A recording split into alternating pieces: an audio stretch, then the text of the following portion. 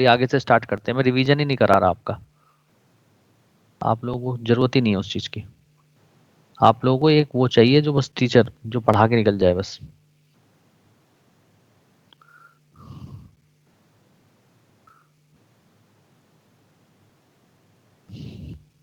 चलिए हाँ जी स्टार्ट करें। Yes sir. Yes sir. हाँ, यस सर। Yes sir. तो टीचर की तरह स्टार्ट करें। बिल्कुल बिल्कुल टीचर की तरह स्टार्ट कर दें। आपके साथ सर अपने दिखा हिसाब दे, से। दिखा दे प्रोफेशनल क्या होते हैं। ये टॉपिक ना ऐसे ऐसे उड़ा दूंगा, तुमको पता भी नहीं लगेगा, हवा भी नहीं लगेगी, और तुम जमीन जमीन पे आ जाओगे। ठीक है ना, आप जानते नहीं हो। हम लोग चाहते नहीं है ये सब चीज, क्योंकि हमारा मकसद होता है आप लोगों को सिलेक्शन कराना। ऐसा नहीं है करने के टाइम पास करने आते हैं हम यहाँ पर। आप लोग इस बात का ध्यान रखना कि मेरा मेरा मेरी नहीं हटनी चाहिए, मुझे रेस्पेक्ट चाहिए, और आप लोगों से कुछ नहीं चाहिए। आप सिर्फ रेस्पेक्ट करो, बातें जो बताते हैं उसको मानो, तुम्हारा भला होगा। इस बात कितने मेडिकल कॉलेज में स्टूडेंट डाल दिए ना, आप लोग जानते भी नहीं हो।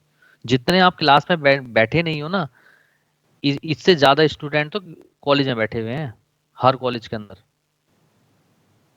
ठीक है ना, ऐसा ऐसा मत क्या करो कि दूसरे इंसान को हर्ट हो। ठीक है ना। Sorry sir. नहीं नहीं सॉरी, कोई बात नहीं। मैं आप लोगों को ऐसी कोई सजा नहीं देना चाहता हूँ, लेकिन मैं एक बात बता रहा हूँ कि ये चीज गलत है। ठीक है ना।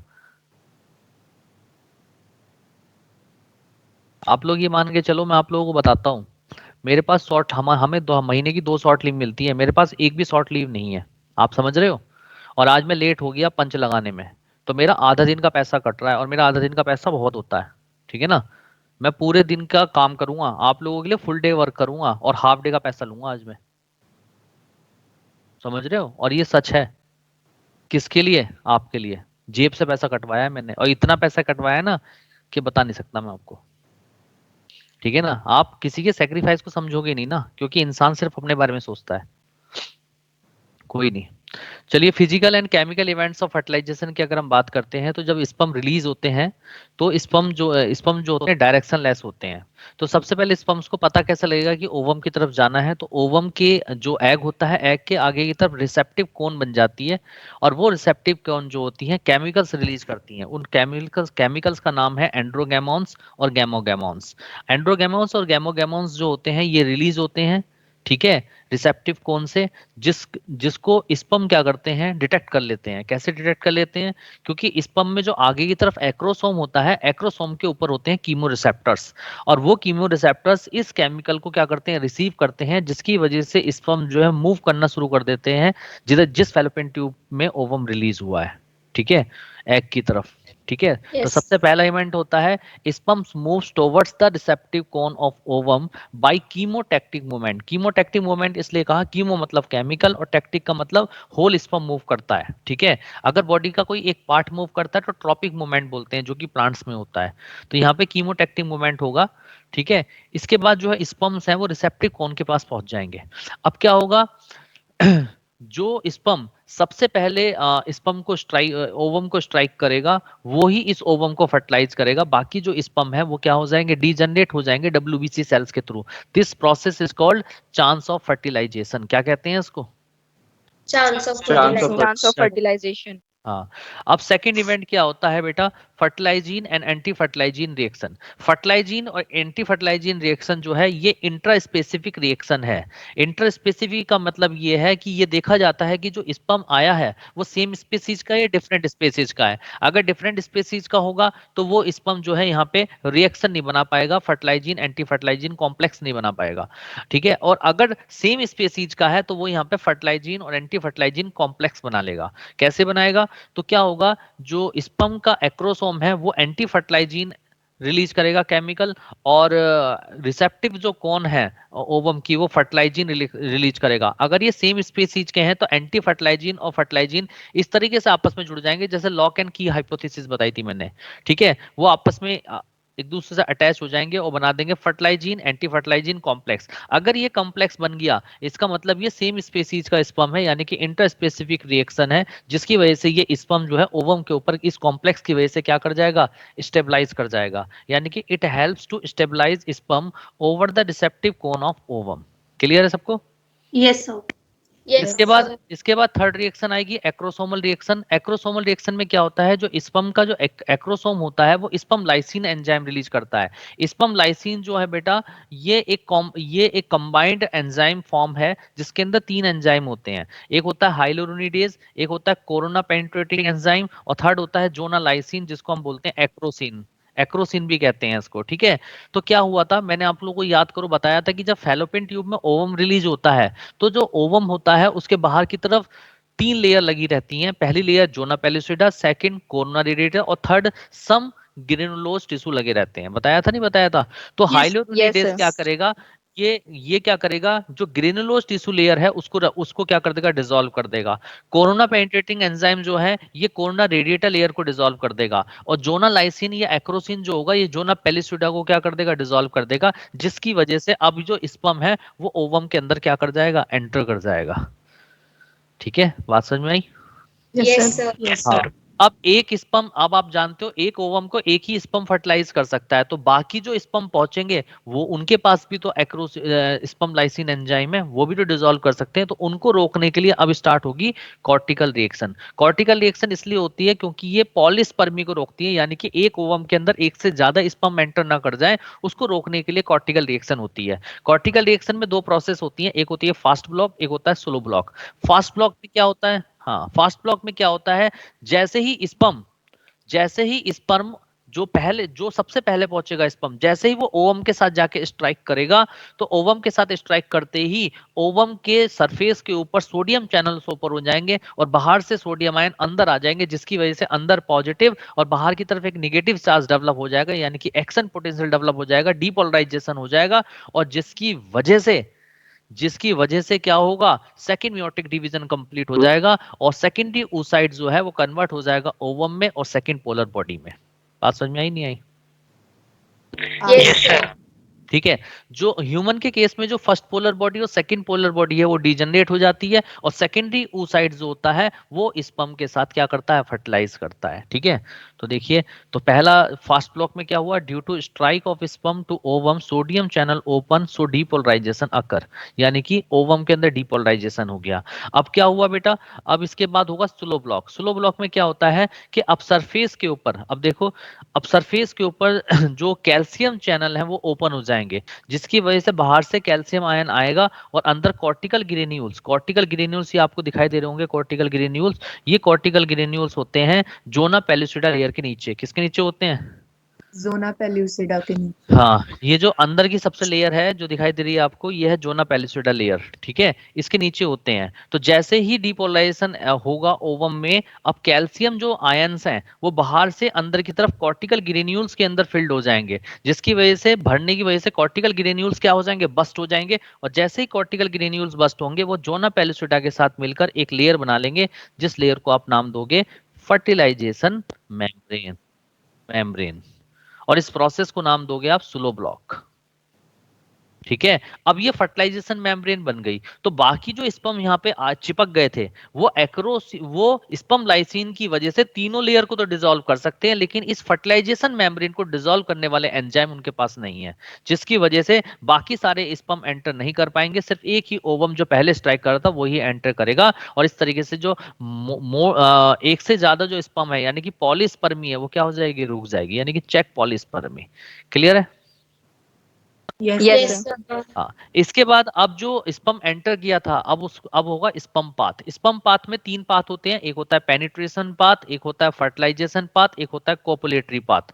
तो जहां से स्पर्म ने एंटर किया है, ठीक है, तो बेटा यहाँ पे एक बात हमेशा याद रखना कि ह्यूमन के केस में whole sperm enter into the ovum, पूरा का पूरा जो स्पर्म होता है वो ओवम के अंदर एंटर करता है, लेकिन लेकिन अलग अलग एनिमल्स में अलग अलग तरीके से होता है। जैसे हमने फ्रॉग की बात करें तो फ्रॉग में टेल बाहर रह जाती है, बाकी पार्ट अंदर चला जाता है। ठीक है, हाँ यस, लेकिन आप लोगों को यहाँ पे चूंकि ह्यूमन फिजियोलॉजी आप पढ़ रहे हो तो आपको बस ह्यूमन का याद रखना है कि ह्यूमन में whole sperm enter into the ovum के अंदर पूरा स्पर्म एंटर करेगा, और जिस साइड से स्पर्म एंटर करता है ओवम में उसके अपोजिट में एक एरिया बन जाता है जिसको हम नाम देते हैं ग्रे क्रिसेंट एरिया। क्या बोलते हैं, ग्रे क्रिसेंट एरिया। तो ये नंबर ऑफ टाइम्स, हाँ, तो नंबर ऑफ टाइम्स ये क्वेश्चन आ चुका है कि grey crescent area formed at opposite to the entry of sperm, यानी कि एंट्री ऑफ स्पर्म यानी कि स्पर्म की एंट्री के अपोजिट साइड में ग्रे क्रिसेंट एरिया बनता है। बात आपको समझ में आई नहीं आई? तो यहाँ पे लिखा है Yes, form sir. Opposite to the sperm activity, या एक्टिविटी कह दो या एंट्री कह दो, ठीक है। इसके बाद बेटा तो Sir. जैसे जैसे, हाँ जी सर मतलब ओवम के साइटोप्लाज्म के अंदर पूरा का पूरा साइटोप्लाज्म चला जाएगा या फिर उसका सिर्फ न्यूक्लियस जाएगा फर्टिलाइज करने के लिए? साइटोप्लाज्म कहाँ से आ गया? कौन सा साइटोप्लाज्म? अच्छा ठीक है सर, क्लियर हो गया, दूसरा हम चल ले रहे हैं, ठीक। हाँ, तो जैसे ही स्पर्म अंदर एंटर करेगा तो स्पर्म की एंट्री को, इसको बोलेंगे, इस एंट्री ऑफ स्पर्म को हम बोलेंगे पेनिट्रेशन पाथ। और जैसे जैसे स्पर्म अंदर एंटर करता जाएगा वहां पे मेलानिन पिगमेंट का डिपोजिशन होता रहेगा और वो रिप्रेजेंट करेगा पेनिट्रेशन पाथ को। इस समय पता लग जाएगा कि स्पर्म एंटर कहाँ से किया है। इसके बाद अब क्या होगा, आप लोग जानते हो, मैंने आपको बताया था कि जो एग होता है, एग के दो पार्ट होते हैं। ऊपर की तरफ होता है एनिमल पोल जिसके अंदर न्यूक्लियस प्रेजेंट होता है, और नीचे की तरफ होता है वेजाइटल पोल जिसके अंदर योक प्रेजेंट होता है, ठीक है। और तो अब क्या करेगा, ये जो स्पर्म है, ये स्पर्म योग से क्या करेगा, फूड को इनटेक करेगा, यानी कि टेक न्यूट्रिशन, न्यूट्रिशन को इनटेक करेगा। इस पाथ को बोलेंगे फर्टिलाइजेशन पाथ। इसके बाद क्या होगा, जो स्पर्म के जितने भी पार्ट हैं सारा डिसॉल्व हो जाएगा, केवल न्यूक्लियस रह जाएगा। अब स्पर्म का न्यूक्लियस और ओवम का न्यूक्लियस जो एनिमल पोल में था वो आपस में क्या हो जाएगा, मिक्स हो जाएगा, यानी कि मिक्सिंग ऑफ न्यूक्लियस हो जाएगा ऑफ ओवम एंड स्पर्म। और इस पाथ को हम बोलेंगे कोपुलेटरी पाथ। और जब मिक्सिंग हो जाएगी दोनों ओवम की तब उसे बोलेंगे एम्फीमिक्सिस, और इस इवेंट को हम नाम देंगे फर्टिलाइजेशन। क्या बोलेंगे? फर्टिलाइजेशन। फर्टिलाइजेशन। तो फर्टिलाइजेशन जब हो जाएगा, यानी कि स्पर्म और ओवम के न्यूक्लियस आपस में फ्यूज हो गए, फ्यूजन को बोलेंगे एम्फीमिक्सिस, और इस प्रोसेस को बोलेंगे फर्टिलाइजेशन। तो फर्टिलाइजेशन के बाद क्या बनेगा, फर्टिलाइज्ड एग बनेगा, और फर्टिलाइज्ड एग को आप क्या कहोगे, जाइगोट। क्या कहोगे, जल्दी बताओ? जाइगोट। अब आप एक बार बताइए, जाइगोट क्या है, सिंगल सेल्ड है, मल्टी सेल्ड है? Single cell. है। और आप लोग जानते हो जो एम्ब्रियो बनता है वो मल्टी सेल्ड होता है। इसका मतलब सिंगल सेल्ड जाइगोट को मल्टी सेल्ड एम्ब्रियो में कन्वर्ट अगर होना है तो सेल्स का क्या होगा, डिवीजन होगा। उस डिवीजन को हम नाम देते हैं क्लीवेज। क्या नाम देते हैं? क्लीवेज, ठीक है। तो चलिए क्लीवेज पे अभी हम जाएंगे, पहले फर्टिलाइजेशन के कुछ पॉइंट्स पर बता देता हूं। अच्छा, अब आप देखिए कि यही एक ऐसा पोर्शन, अब अगर हम सिग्निफिकेंस की फर्टिलाइजेशन की बात करते हैं तो जो फादर और मदर के जो करेक्टर्स हैं उनमें जो मिक्सिंग होती है वो मिक्सिंग किस टाइम पर होती है, at the time of fertilisation. कब होती है? एट द टाइम फर्टिलाइजेशन के टाइम। फर्टिलाइजेशन। क्योंकि स्पर्म का न्यूक्लियस और ओवम का न्यूक्लियस मिक्स हो रहा है, और स्पर्म के न्यूक्लियस के अंदर क्या है, जेनेटिक इन्फॉर्मेशन है, और ओवम के अंदर भी क्या है, फीमेल की जेनेटिक इन्फॉर्मेशन है। तो ये जेनेटिक इन्फॉर्मेशन आपस में क्या हो जाएगी, मिक्सिंग हो जाएगी। तो यानी कि फर्टिलाइजेशन में ही मिक्सिंग हो जाती है किसकी, जेनेटिक इन्फॉर्मेशन की। और फर्टिलाइजेशन ही डिसाइड करता है कि मेल बच्चा होगा या फीमेल बच्चा होगा, ठीक है, गर्ल होगी या बॉय होगा। यानी कि सेक्स डिटर्मिनेशन कौन करता है, at the time of fertilisation. कौन करता, कब होता है sex determination? At the time of fertilisation. और बेटा फादर डिटरमाइन करता है सेक्स डिटर्मिनेशन को या मदर? फादर। क्योंकि फादर के अंदर होते हैं वाई क्रोमोसोम। अगर वाई क्रोमोसोम जाएंगे तो बॉय बनेगा, वाई क्रोमोसोम नहीं जाएंगे तो क्या बनेगा, गर्ल बनेगा। क्लियर है आप लोगों को? बोलिए। Yes, sir. यस। ठीक है, चलिए तो यही सब पॉइंट्स मैं आप लोगों को दिखा देता हूँ जो लिखे हुए हैं। देखिए फर्टिलाइजेशन का मतलब क्या होता है, देखिए लिखा हुआ है यहाँ पे, fertilization means fusion of sperm and ovum occur at ampullar region of fallopian tube. मैंने आप लोगों को बताया था कि फैलोपियन ट्यूब में जो एम्पुलर रीजन होता है, जो कि ब्रॉडेस्ट पार्ट होता है, वहां पे स्पर्म और ओवम का आपस में मिक्स होना या फ्यूज होना क्या कहलाता है, फर्टिलाइजेशन। ठीक है, तो अगर आपसे बोले mixing of sperm and ovum तो आप बोलोगे फर्टिलाइजेशन। अगर अगर हम ये बोलें कि fusion of sperm nucleus and ovum nucleus, अगर न्यूक्लियस का जिक्र करें तो आप बोलोगे एम्फीमिक्सिस। नई बात समझ में आई? आगे सर। आ गई, ठीक है। तो अगला है देखो, in fertilization mixing of nucleus of male and female gametes occur called amphimixis. Amphi मतलब डुअल, मिक्सिस मतलब मिक्स होना। It can occur only when sperm and ovum simultaneously transport to ampulla. So this is why not all copulation leads to fertilization or pregnancy. ये बात मैंने आप लोगों को बताई थी कि एम्पुलर रीजन में जब स्पर्म और ओवम साइमल्टेनियसली एंटर करेंगे तभी उनके बीच में फर्टिलाइजेशन होगा, अदरवाइज फर्टिलाइजेशन नहीं होगा। इसका मतलब ये नहीं है कि हर कोपुलेशन में प्रेगनेंसी होती है, क्योंकि वो किस पे डिपेंड करता है, simultaneous entry of sperm and ovum at ampullar region. नई बात समझ में आई?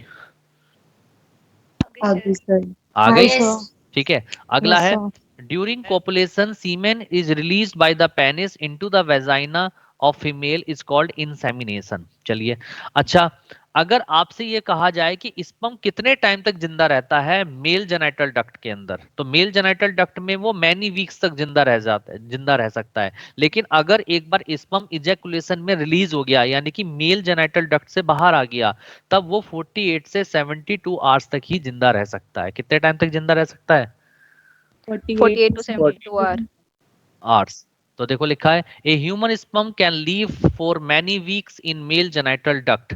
Once ejaculate in semen, it leave only for 48 to 72 hours outside the male body. Clear? बात समझ में आई नहीं आई आप लोगों को? Yes, अच्छा, sir. अच्छा, एक बात और मैंने आप लोगों को बताई थी कि जो सेकंड मियोटिक डिवीजन होता है वो डिपेंड किस पे करता है? स्पर्म एंट्री पर। क्योंकि अगर स्पर्म एंटर करेगा तभी सेकंड मियोटिक डिवीजन कंप्लीट होगा और ओवम और सेकंड पोलर बॉडी बनेगी। लेकिन अगर स्पर्म एंटर नहीं करेगा, यानी कि फर्टिलाइजेशन नहीं होगा, तो सेकंड मियोटिक डिवीजन क्या कंप्लीट होगा? No, No, sir. sir. Second meiotic division complete नहीं होगा और वो सेकेंडरी oocyte की फॉर्म में ही ब्लीडिंग फेज में ओवम रिलीज हो जाएगा, यानी कि उसे बोलेंगे डीजनरेट ओवम। नई बात समझ में आई आप लोगों को? Yes, sir. तो देखो लिखा है the entry of sperm into the ovum induce completion of second meiotic division of secondary oocyte। Clear है सब लोगों को? Yes, sir.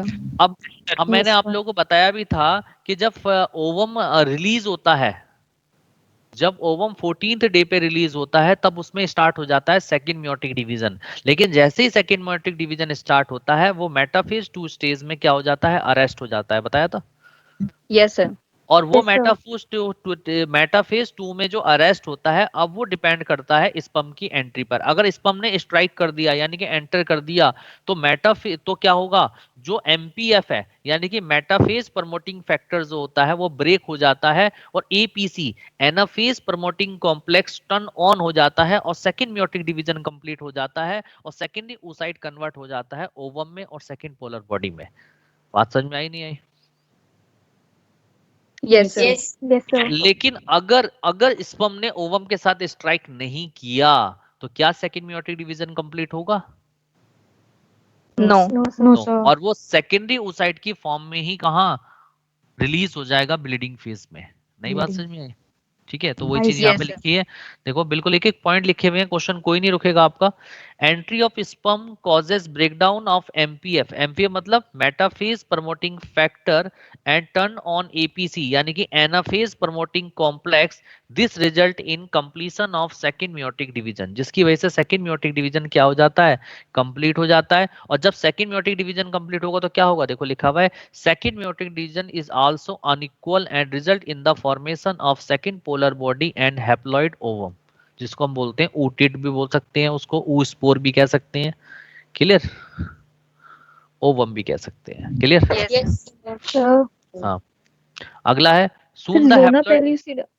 हाँ, सर जोना पेल्यूसिडा जो है सर वो सेलुलर है या फिर जस्ट बायोमोलिक्यूल्स का जस्ट बेटा वो वो डिपोजिशन है सर? नॉन सेलुलर लेयर है, वो नॉन सेलुलर लेयर है, ग्लाइकोप्रोटीन की बनी होती है। ठीक है? Okay sir. हाँ, तो soon the haploid nucleus of sperm that of ovum fuse together and form diploid zygote or fertilized egg. Whole sperm enter into the ovum in human। बताया था मैंने, पूरा का पूरा स्पर्म एंटर करता है किसके अंदर? ओवम के अंदर। क्लियर है सब लोगों को ये point? Yes, sir.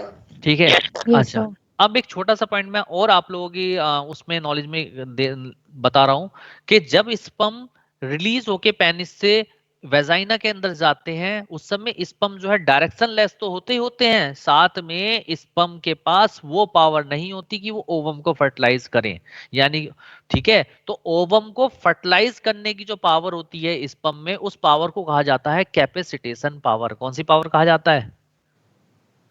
Capacity capacitation power. ठीक है, तो कैपेसिटेशन पावर जो रिलीज होके स्पर्म आते हैं उनमें नहीं होती। तो ये कैपेसिटेशन पावर कौन प्रोवाइड करता है? जब वेजाइना के अंदर ओवम स्पर्म रिलीज होके आता है तो वेजाइना के अंदर जो फीमेल जेनाइटल ट्रैक्ट सिक्रीशन होता है, वो female genital tract secretion sperm को कैपेसिटेशन पावर प्रोवाइड करता है, जिसकी वजह से स्पर्म ओवम को फर्टिलाइज कर सकता है। नई बात समझ में आई?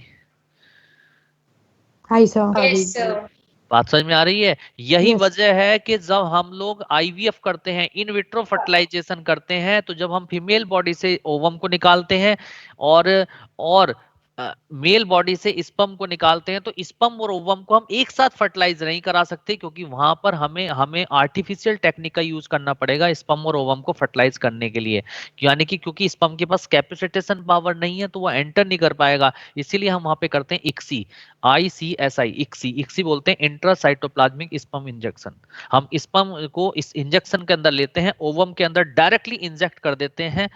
क्यों? क्योंकि स्पर्म एंटर नहीं कर सकता, क्योंकि कैपेसिटेशन पावर तो फीमेल जेनिटल ट्रैक्ट सिक्रीशन से मिल रही है, और हमें फर्टिलाइजेशन कहाँ करा रहे हैं? बाहर की तरफ करा रहे हैं बॉडी से। तो हमें किसकी जरूरत पड़ेगी? डायरेक्टली एंट्री की जरूरत पड़ेगी। नई बात समझ में आई आपको? ट्रिक समझ में आई? Yes, sir. Hi sir. आप मेरी बात को कैच कर रहे हो सब लोग? Yes, sir. Yes sir. ठीक है, चलिए। तो कैपेसिटेशन, अब आप कहोगे सर कैपेसिटेशन पावर में हुआ क्या, फीमेल जेनिटल ट्रैक्ट सिक्रीशन ने किया क्या? तो फीमेल जेनिटल ट्रैक्ट सिक्रीशन क्या करता है, जो स्पर्म के आगे की तरफ जो एक्रोसोम होता है, एक्रोसोम के ऊपर की जो लेयर है बेटा, वो बनी होती है किस चीज की? कोलेस्ट्रॉल की। किसकी बनी होती है? कोलेस्ट्रॉल। कोलेस्ट्रॉल की लेयर होती है। और कोलेस्ट्रॉल आपको पता है कोलेस्ट्रॉल क्या है? Derived lipid. क्या है? Derived lipid. और लिपिड की लेयर हमेशा, लिपिड हमेशा मोटी लेयर होती है। तो यानी कि जो एक्रोसोम के बाहर की तरफ जो लेयर है कोलेस्ट्रॉल की, वो थिक है, मोटी है। तो जैसे ही वो female genital tract secretion release होगा स्पर्म के ऊपर, तो वो क्या करेगा, उस कोलेस्ट्रॉल लेयर की जो थिकनिंग है उसको क्या कर देगा? कम कर देगा, यानी उसे थिन कर देगा, जिसकी वजह से वो वीक हो जाएगी मेम्ब्रेन। और वीक मेम्ब्रेन होने की वजह से क्या फायदा रहेगा कि जब स्पर्म ओवम के रिसेप्टिव कोन से जाके चिपकेगा तो स्पर्म लाइसिन को आराम से रिलीज कर देगा, क्योंकि स्पर्म लाइसिन को रिलीज करने के लिए उसे एक्रोसोमल मेम्ब्रेन को क्या करना पड़ेगा? हटाना पड़ेगा। नहीं बात समझ में आई? Yes, sir. आ गया? दूसरा काम क्या करेगा फीमेल जेनिटल ट्रैक्ट सिक्रीशन? जितने भी डीकैपेसिटेशन फैक्टर हैं, यानी कि जो कैपेसिटेशन पावर को रिड्यूस करते हैं, उन सभी डीकैपेसिटेशन फैक्टर को फीमेल जेनिटल ट्रैक्ट सिक्रीशन क्या कर देगा? न्यूट्रलाइज कर देगा, खत्म कर देगा, ताकि कैपेसिटेशन पावर बहुत अच्छी मिले उसे। नई बात समझ में आई? आगे सर। बोलो। Hi sir. और दूसरा, Yes, जब बेटा I- और जब बेटा स्पर्म रिलीज होके आता है ना, तो स्पर्म के अंदर स्पर्म जो है तैर के फैलोपियन ट्यूब तक नहीं पहुंच सकता। उसको फैलोपियन ट्यूब तक पहुंचाने का काम भी कौन करता है? Female genital tract secretion. क्योंकि फीमेल जेनिटल ट्रैक्ट सिक्रीशन के अंदर कैल्शियम होता है बहुत ज्यादा, तो स्पर्म क्या करते हैं? कैल्शियम को एब्जॉर्ब कर लेते हैं अंदर की तरफ, जिसकी वजह से उनमें क्या हो जाती है? रैपिड विप्लेस मूवमेंट आ जाती है टेल के थ्रू, और जिसकी वजह से वो मूव करके फिर वेजाइना से सर्विक्स में, सर्विक्स से वो पहुंच जाते हैं बॉडी में, बॉडी से पहुंच जाते हैं फंडस में, फंडस से पहुंच जाते हैं फैलोपियन ट्यूब में, और अल्टीमेटली एम्पुला में पहुंच जाते हैं। तो 3 काम करे जेनिटल ट्रैक्ट सिक्रीशन ने। क्या क्या किया? सबसे पहले weakening of cholesterol membrane over the acrosome, second neutralize the decapacitation factor, और थर्ड काम क्या किया? बोलो। कैल्शियम प्रोवाइड किया, जिसकी वजह से स्पर्म को क्या मिली? विप्लेस मूवमेंट मिली। क्या मिली? विप्लश मोमेंट। बात समझ में आई? आप लोग समझ पा रहे हो ना सारे पॉइंट्स को जो मैंने बताया? तो Yes, देखिए, sir. तो Yes, देखिए sir. ये पॉइंट यहाँ पे लिखे हुए मिलेंगे। कैपेसिटेशन पावर में लिखा है it means power of sperm to fertilize the egg. यानी कि कैपेसिटेशन पावर का मतलब क्या होता है? ये डेफिनेशन है कि capacitation power means power of sperm to fertilize the egg, यानी कि एग को फर्टिलाइज करने की जो पावर होती है, this power is called capacitation power. And capacitation power provided by female genital tract secretion. NEET में 100 कई बार ये क्वेश्चन आ चुका है, 100% चांसेस के आने के, कि कैपेसिटेशन पावर कौन प्रोवाइड करता है? जल्दी बताइए आप लोग, आंसर दीजिए। Female genital Female tract genital secretion. Yes Female female genital genital tract tract secretion. हाँ, secretion. और कैपेसिटेशन पावर में होता क्या है, देखिए लिखा है capacitation power involve the following, क्या क्या चीजें होती हैं। Number first, removal of membrane cholesterol present over the acrosome weakening the membrane cover, उस मेम्ब्रेन कवर जो है उसको क्या कर देता है, ये वीक कर देता है। सेकंड काम क्या करता है बेटा फीमेल जेनेटल ट्रैक्ट से, डाइल्यूशन ऑफ डीकैपेसिटेशन फैक्टर, जितने भी डीकैपेसिटेशन फैक्टर है उन सबको डाइल्यूट कर देता है, हटा देता है। थर्ड क्या करता है, entry of Ca+2 into sperm causing rapid whiplash movement of tail part, so they swim through the vagina में जाते हैं, फिर cervix में पहुंचते हैं, यूट्रस में पहुंचते हैं, and finally reach the ampulla part of fallopian tube। नई बात समझ में आई? Yes sir. Hi, sir. ये तीनों पार्ट ये यहाँ पर होता है। अच्छा ये बताइए सेक्स डिटर्मिनेशन किस इवेंट में होता है, तो देखो लिखा हुआ है sex is determined during fertilization and determined by father not mother. बताया था कि जो सेक्स डिटर्मिनेशन होता है वो ड्यूरिंग फर्टिलाइजेशन होता है, क्योंकि उस समय जो मेल और फीमेल के जो क्रोमोसोम है वो मिक्स होते हैं, लेकिन उनमें भी कौन डिसाइड करता है सेक्स को, फादर, Father. मदर नहीं।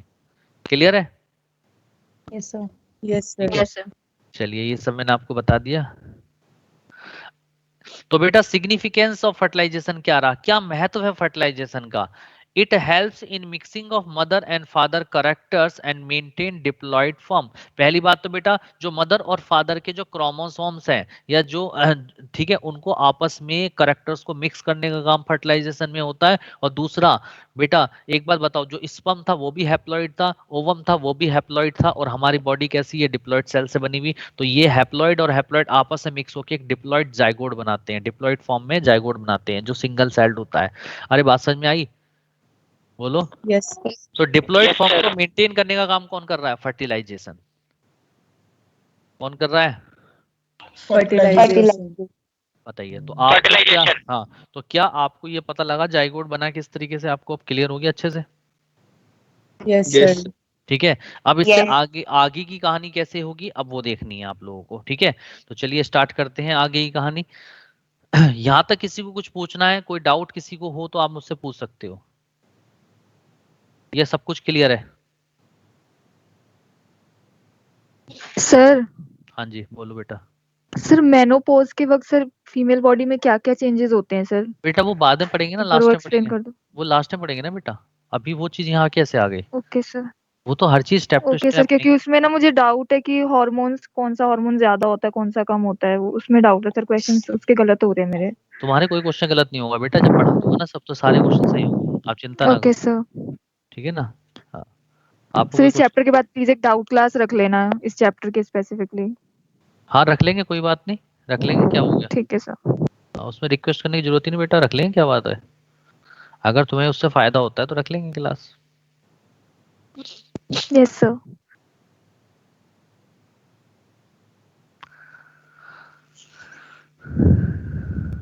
हाँ आप लोगों के सामने एक चार्ट आ गया होगा, ठीक है, दिख रहा है सबको chart? Yes, sir. Yes, sir. चलिए बहुत ही स्टेप टू स्टेप चलेंगे। ठीक है, आप लोग बिल्कुल एक एक चीज पे फोकस कीजिएगा, बिल्कुल समझ में आएगा सबको, कोई भी दिक्कत नहीं आएगी किसी को। मैं कलर उठा लेता हूँ।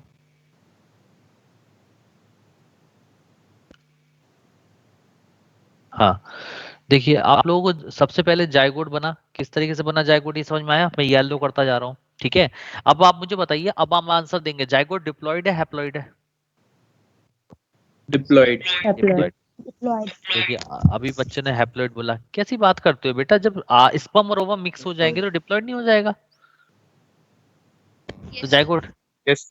है ना, तो डिप्लॉइड का मतलब 2n, क्योंकि n आ गया ओवम का और n आ गया स्पर्म का, तो दोनों मिक्स होकर 2n बन गया, तो 2n जाइगोट यानी कि डिप्लॉइड जाइगोट बन गया। और जाइगोट सिंगल सेल्ड है मल्टी सेल्ड है? Single cell. Single celled. Single celled. तो ये जाइगोट देखिए तैयार हो गया। अब जाइगोट में क्या होंगे, डिवीजन होंगे, डिवीजन को हम नाम देंगे क्लीवेज। तो देखिए तीन तरीके के 3 क्लीवेज होंगे, फर्स्ट क्लीवेज, सेकंड क्लीवेज और एक होगा थर्ड क्लीवेज। फर्स्ट क्लीवेज जो होगा बेटा जाइगोट के अंदर, वो आफ्टर 30 आवर्स ऑफ फर्टिलाइजेशन होगा, यानी कि फर्टिलाइजेशन के 30 घंटे बाद होगा। पहला क्लीवेज कब होगा, जल्दी बोले, आंसर दिया करो जल्दी जल्दी। Excitement After 30 hours. Yes After 30 After hours. 30 hours 30 hours of fertilization. Fertilization. और ये जो क्लीवेज होगा ये होलोब्लास्टिक होगा, मेरिडाइनल प्लेन में होगा, ठीक है, और इक्वल होगा। कि कौन कौन सी चीज होंगी? होलोब्लास्टिक होगा, इक्वल होगा, और कैसा होगा? मेरिडाइनल होगा। Meridional plane. मेरिडाइनल प्लेन में, ठीक है। अब होलोब्लास्टिक का मतलब क्या Sir, हुआ? क्या चीज? अब बोलो। कुछ नहीं सर। ठीक है,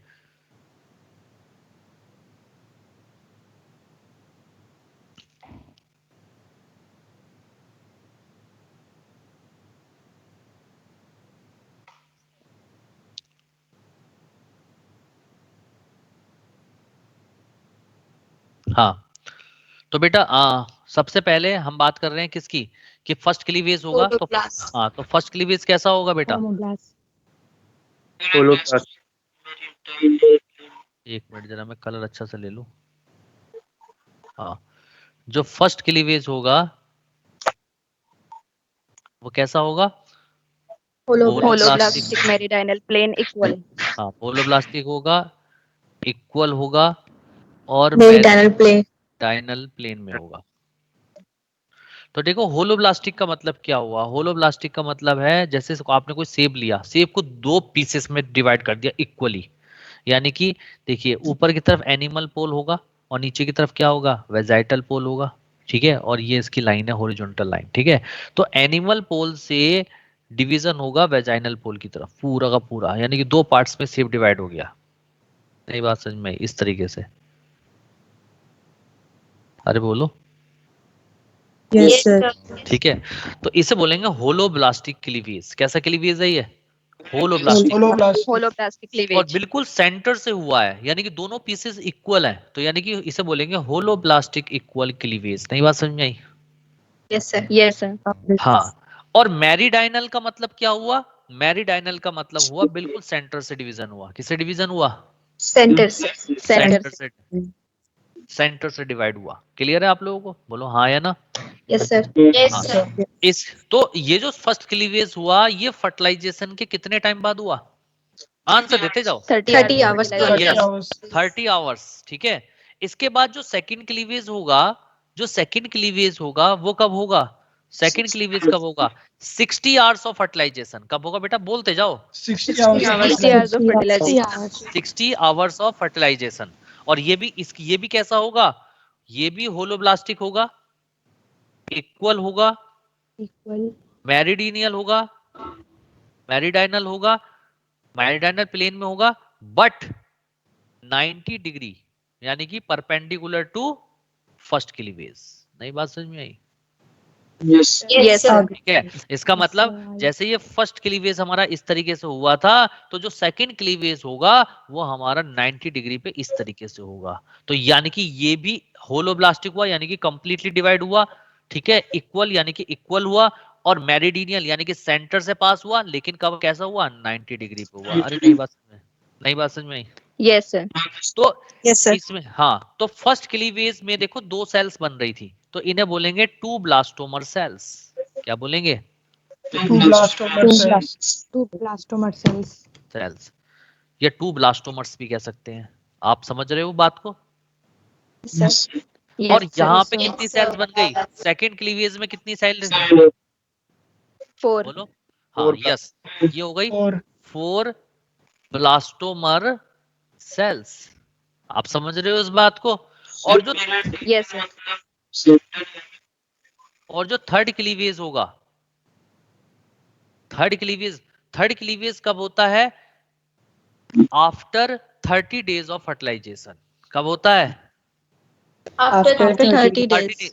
30 मुंह से निकल गया, गलत। After 3 days of fertilisation. कब होता है? After After 3 days of After 3 fertilization. days of fertilization. यानी कि फर्टिलाइजेशन के 3 दिन बाद थर्ड क्लीवेज होगा। और ये क्लीवेज कैसा होगा? ये होलोब्लास्टिक होगा ये भी, लेकिन ये होगा अनइक्वल। कैसा होगा बेटा? ये अनइक्वल। Unequal. अनइक्वल क्लीवेज होगा। और इसमें टोटल कितनी बनेंगी? 8 ब्लास्टोमर सेल्स बन जाएंगी। कितनी बन जाएंगी? 8 blastomer 8 cells. blastomer cells. आप समझ रहे हो नहीं समझ रहे हो? इस बात को बताइए, आपने कैच किया सारे पॉइंट्स को?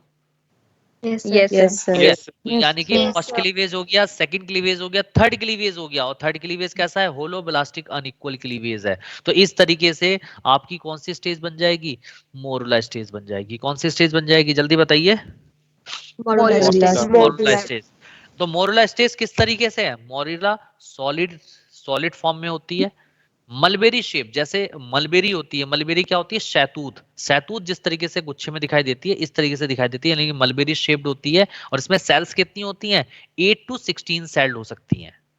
मिनिमम 8 और मैक्सिमम कितनी हो सकती हैं? 16 सेल्ड हो सकती 16. हैं। ठीक है, तो 8 टू 16 सेल्ड स्ट्रक्चर होती है। और इसके अंदर जो सेल्स होती हैं वो कैसी होती हैं? इर्रेगुलरली अरेंज होती हैं। Irregular. Irregularly arrange. अभी उसमें रेगुलर पैटर्न नहीं डेवलप हुआ है। बात समझ में आई? तो यानी कि कितने कितने इसके अंदर ब्लास्टोमर सेल्स हैं? 8 टू 16 ब्लास्टोमर सेल्स। अरे बात समझ में आई नहीं आई? Yes, sir. Yes, Hi, sir. sir. Yes, लेकिन sir. लेकिन एक खास बात आप और समझिए। जो जाइगोट था, जाइगोट के बाहर भी तो लेयर्स थी, क्योंकि बेटा जो ओवम के अंदर, ओवम ही तो कन्वर्ट हुआ था जाइगोट के अंदर, तो ओवम के बाहर की तो लेयर्स रहेंगी। इसका मतलब जाइगोट के बाहर जोना पेलिसोइडा लेयर भी है और जाइगोट के बाद कोरोना रेडिएटा लेयर भी है। नहीं बात समझ में आई?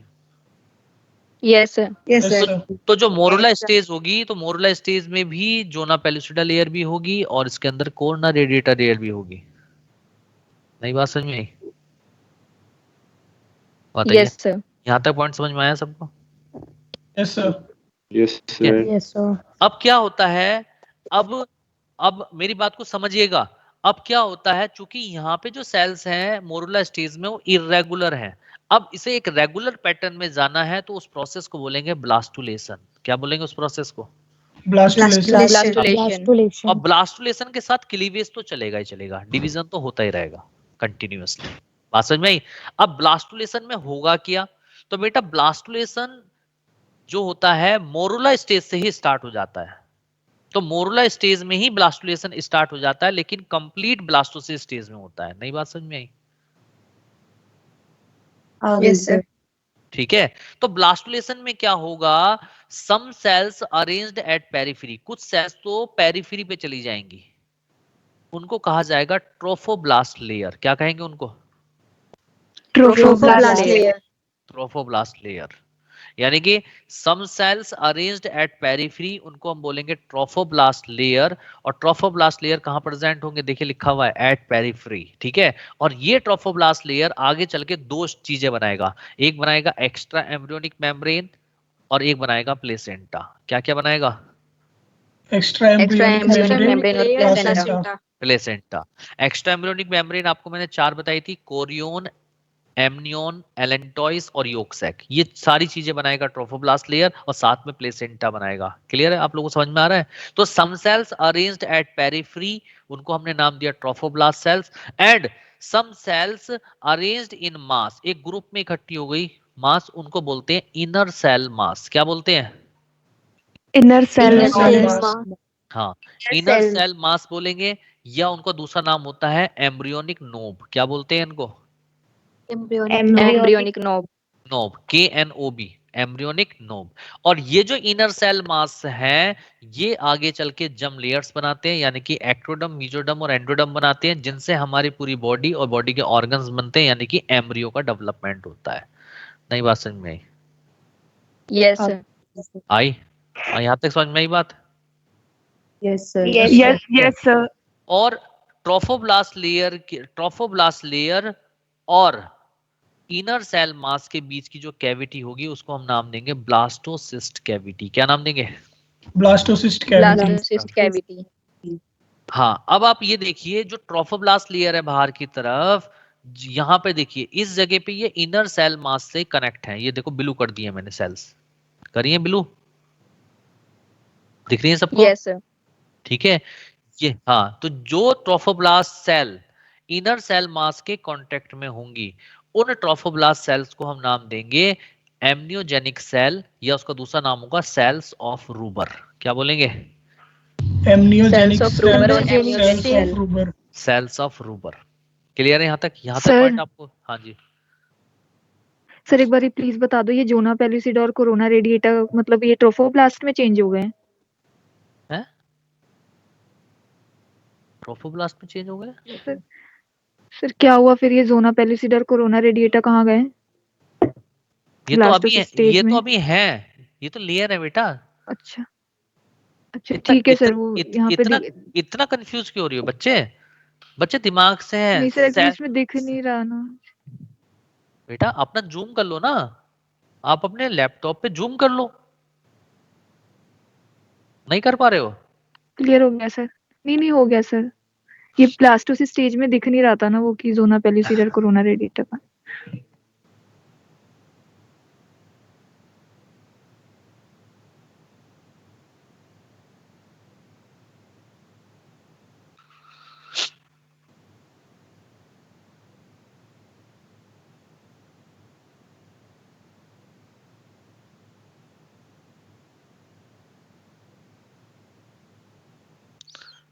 बेटा इतना परेशान नहीं होना। ये देखिए जाइगोट है, ये हमने जाइगोट बना दिया, ठीक। जाइगोट में क्या हो गया? क्लीवेज हो गए, ठीक। और cleavage first second third cleavage हो गया, और कौन सी स्टेज बन जाएगी बताओ? मोरुला। Modular stage.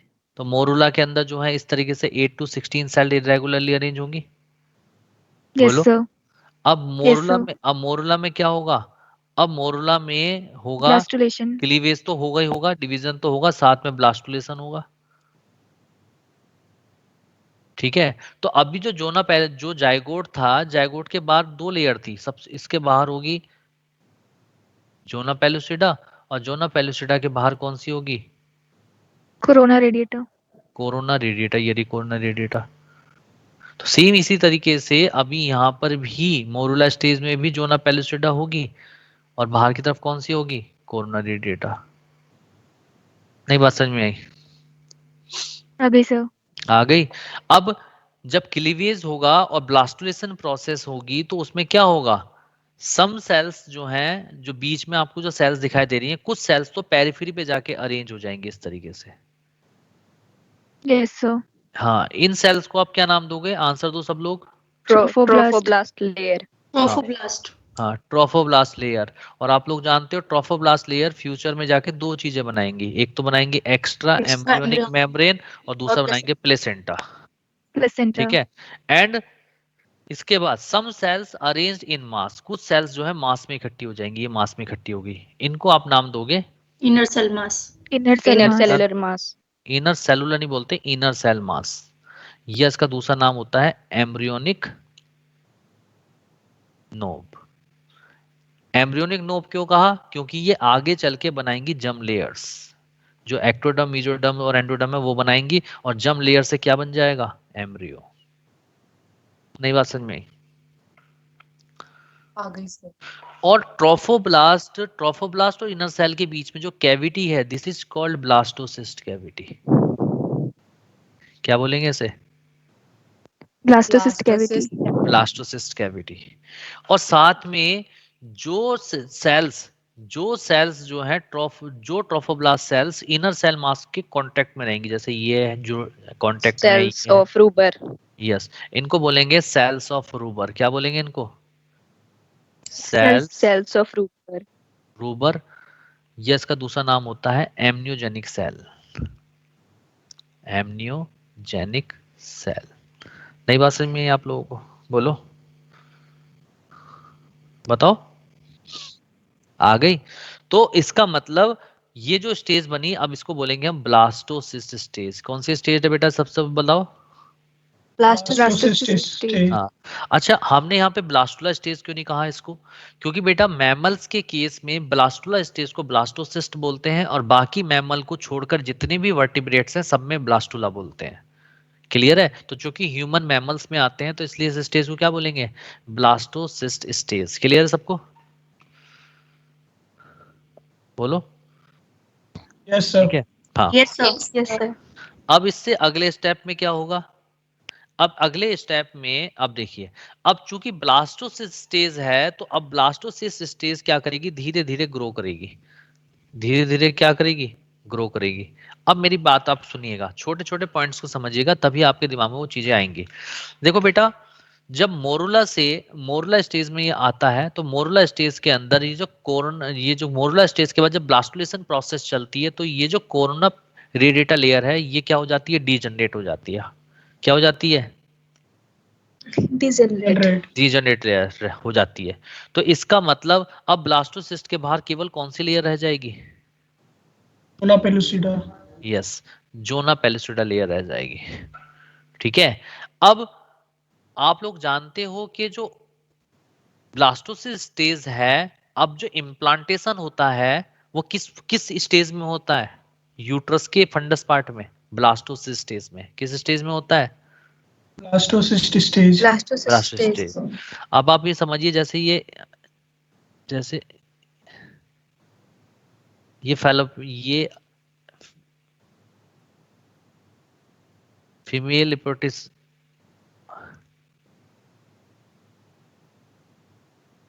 इस तरीके से तो होता है। अब ये जो ब्लास्टोसिस स्टेज है, ठीक है, अब ये ब्लास्टोसिस स्टेज में क्लीवेज तो हो ही रहे हैं, तो अब क्या होगा? ब्लास्टोसिस्ट स्टेज में जो जोना पेलिसिडा लेयर, बाहर की तरफ कौन सी लेयर है? Zona pellucida layer. तो अब ये ब्लास्टोसिस्ट स्टेज इस फंडस पार्ट में आएगा, और फंडस पार्ट में आते ही जोना पेलिसिडा लेयर का ये जो पोर्शन है जो फंडस पार्ट के कांटेक्ट में आएगा, ये स्टिकी हो जाएगा। कैसा हो जाएगा? स्टिकी। और स्टिकी होने की वजह से ये ब्लास्टोसिस्ट स्टेज यहाँ पे क्या हो जाएगी? जुड़ जाएगी। इस प्रोसेस को बोलेंगे इम्प्लांटेशन। नहीं बात समझ में आई आपको? आगे सर। समझ में आ रहा है? अब इम्प्लांटेशन जब हुआ, तो ये इम्प्लांटेशन कब होगा?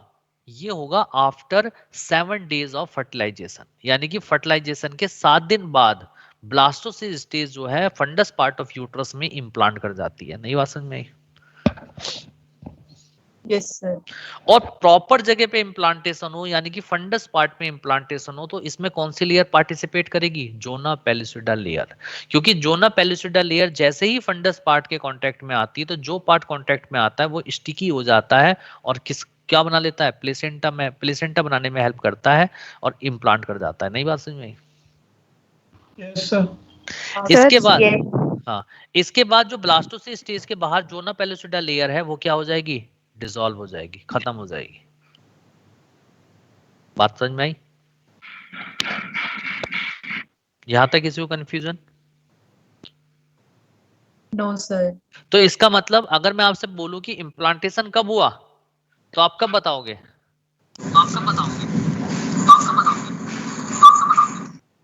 कब बताओगे? बोलो, अभी तो बताया था। 7th day.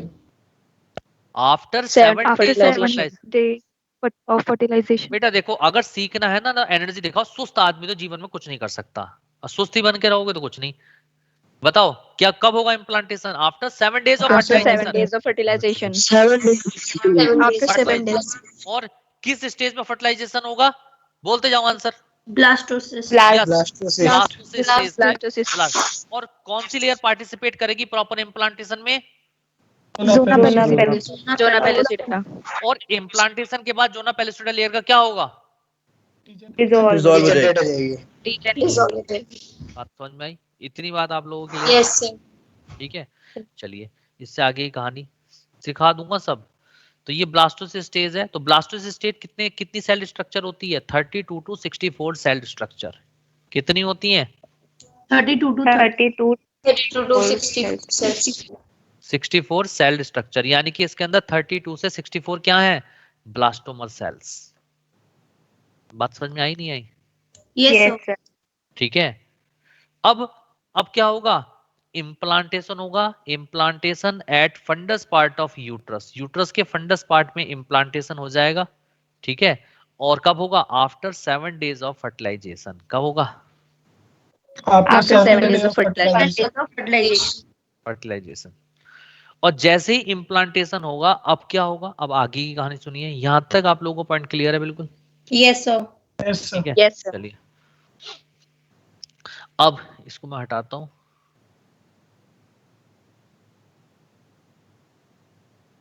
सर हाँ सर, सिर्फ जोना पेलुसिडा ही एक्टोपिक प्रेगनेंसी को मतलब प्रिवेंट करता है? बेटा, अभी एक्टोपिक एंडोपिक ये सब चीजें बाद में करेंगे बात। ये सब रेयर चीजों में आता है। अभी आप केवल फिजियोलॉजी को समझो, वरना दिक्कत हो जाएगी। हर चीज को मिक्स मत करो, ठीक है ना? अभी एक्टोपिक भूल जाओ। पहले नॉर्मल प्रेगनेंसी तो करा लें इसकी, फिर एक्टोपिक करा लेंगे। अरे ठीक है, बोलो हाँ सर, सही कह रहे हो आप।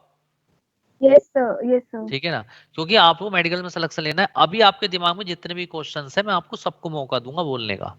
जब मैं मौका दूंगा आपके हर चीज का आंसर दूंगा, लेकिन अभी सिर्फ हमें नॉर्मल पहले याद समझ ले, पहले पॉइंट्स सारे दिमाग में आ जाएं, वरना सारी चीजें गड़बड़ हो जाएंगी। और भी बच्चे बैठे हैं, कंफ्यूज हो जाएंगे सारे।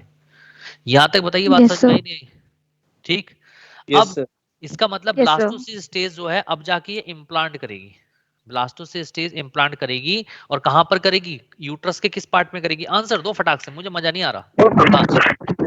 फंडस। फंडस पार्ट में करेगी। फंडस पार्ट में करेगी इम्प्लांटेशन, वेरी गुड। और फंडस पार्ट में भी किस में करेगी? एंडोमेट्रियम वॉल के अंदर। Endometrium wall.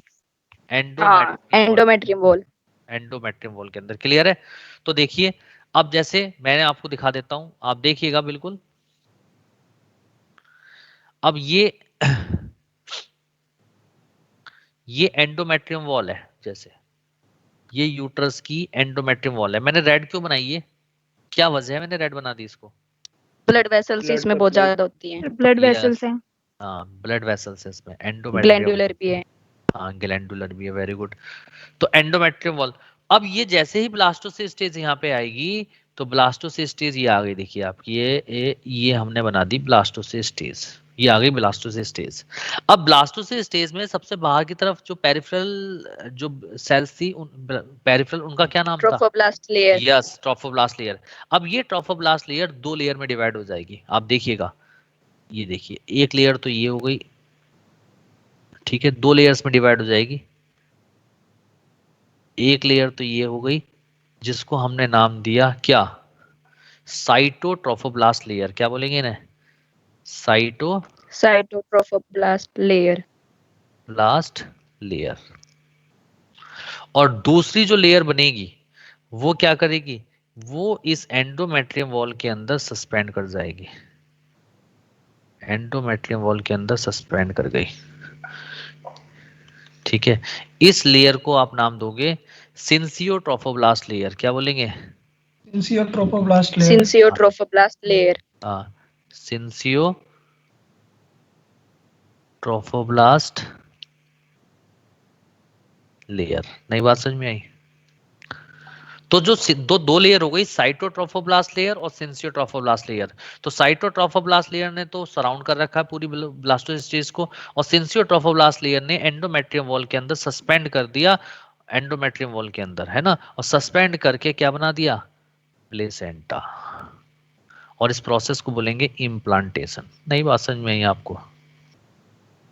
Yes sir. यहाँ तक क्लियर है? देखो, मैं बहुत धीरे Yes, धीरे चल sir. रहा हूँ, कहीं कहीं कहीं भी दिक्कत हो तो बता देना, ठीक है। इतना क्लियर है सबको? आगे चले आगे की प्रोसेस में। Yes sir. Yes, आप sir. इंडिकेट करते जाओ, जब मैं आगे बढ़ता जाऊंगा। अब क्या होगा, जो ये इनर सेल मास है, अब ये इनर सेल मास भी डिवाइड करके 2 तरीके की सेल बना लेगा। ये देखिए, 2 तरीके की सेल बना ली। ऊपर की तरफ जो बनाएगा उसे बोलेंगे एपीब्लास्ट। एपीब्लास्ट सेल, या एपीब्लास्ट लेयर भी कह लो, लेयर कह लो, क्योंकि सेल्स आपस में जुड़ गई ना सारी, तो एपीब्लास्ट लेयर। और नीचे की तरफ एक लेयर बनती है, 2 में डिवाइड हुआ था ना, नीचे वालों को बोलेंगे हाइपोब्लास्ट लेयर। हाइपोब्लास्ट। नई बात समझ में आई? आगे सर। Yes sir. ठीक है, एपीब्लास्ट और हाइपोब्लास्ट लिख दो। तो ये जो एपीब्लास्ट है, ये आगे चल के बनाएगा एक्टोडर्म। क्या बनाएगा? एक्टोडर्म। और हाइपोब्लास्ट बनाएगा एंडोडर्म। बताइए, यहां तक समझ में आई नहीं आई? यानी कि ये दोनों किसके डिवीजन से बनी? इनर सेल मास के डिवीजन से। इनर सेल मास। क्लियर है यहां तक? अरे बोलो। Yes sir. आगे चलें। अब ये जो सेल्स ऑफ रूबर हैं या एम्नियोजेनिक सेल हैं, वो यहाँ से सेपरेट हो जाएंगे। क्या हो जाएंगी? सेपरेट हो जाएंगी। ये सेपरेट हो गई, और सेपरेट होके इन एम्नियोजेनिक सेल्स ने एक कैविटी बना दी। तो ये जो सेपरेट हुई सेल, ये सेल कौन सी है? एम्नियोजेनिक सेल। कौन सी बेटा, बोलो? एम्नियोजेनिक सेल। हाँ। और ये एम्नियोजेनिक सेल अंदर की तरफ, ये जो कैविटी है, इसको बोलेंगे एमनियोटिक कैविटी। क्या बोलेंगे? amniotic cavity. हाँ, इस एमनियोटिक कैविटी के अंदर एक फ्लूइड रिलीज करेंगे, उस फ्लूइड का नाम है एमनियोटिक फ्लूइड। बताइए यहाँ तक आपको बात समझ में आई नहीं आई? Yes, sir. बोलो, यहाँ तक सबको क्लियर है? आगे चलें? बोलो। यस और सर। Yes, sir. और यहाँ पे जो ये कैविटी बची, इसको बोलेंगे हम एक्स्ट्रा एम्ब्रियोनिक कैविटी। क्या बोलेंगे इसे? Extra Extra embryonic cavity. Embryonic cavity. बताइए, सारी बातें यहाँ क्लियर हो गई? Yes, sir. Yes, sir. आप स्क्रीनशॉट ले लो, क्योंकि फिर मिटाता जाऊंगा मैं, आगे बढ़ता जाऊंगा। ये चलो, ये तो नीचे भी हो सकता है ना। हाँ चलो, कोई नहीं। यहाँ तक आपको सब समझ में आया स्टेप? Yes, sir. तो देखिए, Yes, sir. यही स्टेप यहाँ पे है। ये क्लियर हो गई है पूरी लाइन, पूरी स्ट्रक्चर क्लियर है आपको जो बनाई है मैंने? Yes, ठीक है। sir. तो देखो यहाँ Yes. एंडोमेट्रियम वॉल है, Yes, sir. सिंसियो ट्रोफोब्लास्ट लेयर है, दोनों ने मिलके क्या बना दिया? प्लेसेंटा बना दिया। ये साइटोट्रोफोब्लास्ट लेयर है। ये जो ब्लैक कलर के ऊपर है ये एपिब्लास्ट है, जो क्या बना रही है? एक्टोडर्म बना रही है। नीचे की तरफ जो हाइपोब्लास्ट है ये क्या बना रही है? एंडोडर्म बना रही है। ठीक है ना? बात को समझ में आ रही है? इस स्टेप की बात करते हैं। ठीक, इस स्टेप में क्या होगा इधर देखिए।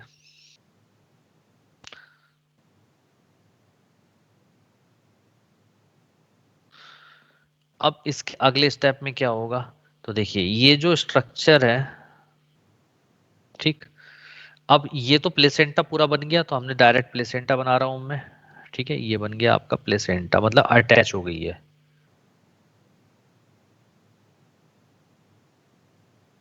ये जो है ये एंडोमेट्रियम वॉल है, और इसके साथ जो है ये स्टेज अटैच हो गई प्लेसेंटा के थ्रू। प्लेसेंटा कैसे बना आपको पता लग ही गया। और बाहर की तरफ ये कौन सी लेयर थी? Cytotrophoblast layer. कौन सी लेयर थी? Cytotrophoblast layer. Last year. ठीक है, आप इसको साइटोट्रोफोब्लास्ट लेयर कह दो या ट्रोफोब्लास्ट कह दो, एक ही बात है ना? तो ट्रोफोब्लास्ट लिख देते हैं, ट्रोफोब्लास्ट लेयर। ठीक, अब मैंने आपको बताया था इनर सेल मास डिवाइड हुए थे, तो उन्होंने बनाई थी ऊपर कौन सी सेल बनी थी? एपिब्लास्ट। Epiblast. उसके नीचे कौन सी थी? Hypoblast. हाँ, बोलते जाओगे तो सीख Hypoblast. जाओगे। हाइपोब्लास्ट। वेरी गुड, यहाँ तक आपको क्लियर है? अच्छा, इसके बाद जो ये सेल्स थी, जो कैविटी बनाई थी, इन सेल्स को हमने क्या नाम दिया था? हाँ जी बताओ। हाँ, कौन सी सेल्स थी? सेल्स ऑफ प्रूवर्काउ Amniogenic या cells. एम्नियोजेनिक बोल दो। एम्नियोजेनिक सेल। और इसके अंदर जो फ्लूइड होगा, उस फ्लूइड को क्या बोलोगे? Amniotic fluid. Amniotic fluid. अब आप लोग जानते हो हाइपोब्लास्ट कौन सी सेल बना रही थी? Endoderm cells. Endoderm. और एपिब्लास्ट क्या बनाती है? Ectoderm. Ectoderm. अब क्या होगा? हाइपोब्लास्ट जो एंडोडर्मल सेल्स बनाएंगी, ये सेल्स पीछे की तरफ मूव करके एक पाउच बना लेंगी। पीछे की तरफ मूव करके एक पाउच बना लेंगी, यानी कि ये हाइपोब्लास्ट सेल्स एंडोडर्मल सेल्स बना रही हैं, और ये एंडोडर्मल सेल पीछे की तरफ मूव करके एक पाउच बना लेंगी। इस पाउच को आप नाम दोगे प्राइमरी योक सैक। नई बात समझ में आई? Yes, sir. तो यानी कि प्राइमरी योक सैक को कौन से सेल से सराउंड कर रखा है? Endodermal cell. नई बात समझ में आई? Yes, sir. अरे बताइए, स्टेप समझ में आया नहीं आया सबको? Yes, sir. Yes, sir. कहीं भी कंफ्यूजन तो नहीं है किसी को? मैं बिल्कुल step two No, step sir. बता रहा हूँ। तो यानी कि हाइपोब्लास्ट सेल्स किसकी ओरिजिन करता है? एंडोडर्मल सेल की। तो इनने एंडोडर्मल सेल्स बनाई, और वो एंडोडर्मल सेल्स पीछे की तरफ मूव करके एक पाउच बना दिया। उस पाउच को हमने नाम दिया प्राइमरी योक सैक। क्लियर सबको पॉइंट? Yes, sir. अब अगले स्टेप में क्या होगा? अगला स्टेप में, अच्छा, ये जो बाहर की तरफ कैविटी है, इसका कैविटी का नाम आपको पता ही है, एक्स्ट्रा एम्ब्रियोनिक कैविटी। क्या नाम है इसका? Extra embryonic. Extra embryonic cavity. Extra embryonic cavity. Clear? अब अगले स्टेप में क्या होगा? अगले स्टेप में, अब अगला स्टेप जो होगा उसमें दो इवेंट होंगे। पहला इवेंट प्राइमरी योग सैक थोड़ा सा श्रिंक कर जाएगा, छोटा हो जाएगा, स्मॉलर हो जाएगा, जिसको हम नाम देंगे सेकेंडरी योग सैक। ठीक है, बात समझ में आई? पहला चेंज बोलो। अब भी बोल नहीं रहे हो, फिर डांट खाओगे, फिर डांट खाओगे। Yes, sir. Yes. ठीक, तो ये देखो, एक मिनट, थोड़ा ये छोटा हो गया।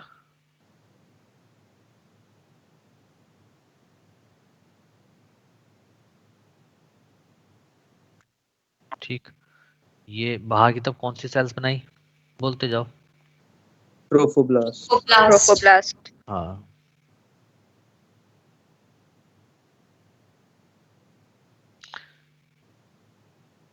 Trophoblast layer. ठीक है, वेरी गुड। इसके बाद यहाँ पर ये जो सेल्स बनी, ये कौन सी है, कौन बताएगा? Epiblast. Epiblast. Epiblast. हाँ, इसके नीचे Hypo. Hypoblast. Hypoblast. हाइपोब्लास्ट। ऊपर की तरफ जो रेड कलर की बनेंगी ये Amniogenic cell. Amniotic cell. Yes, ये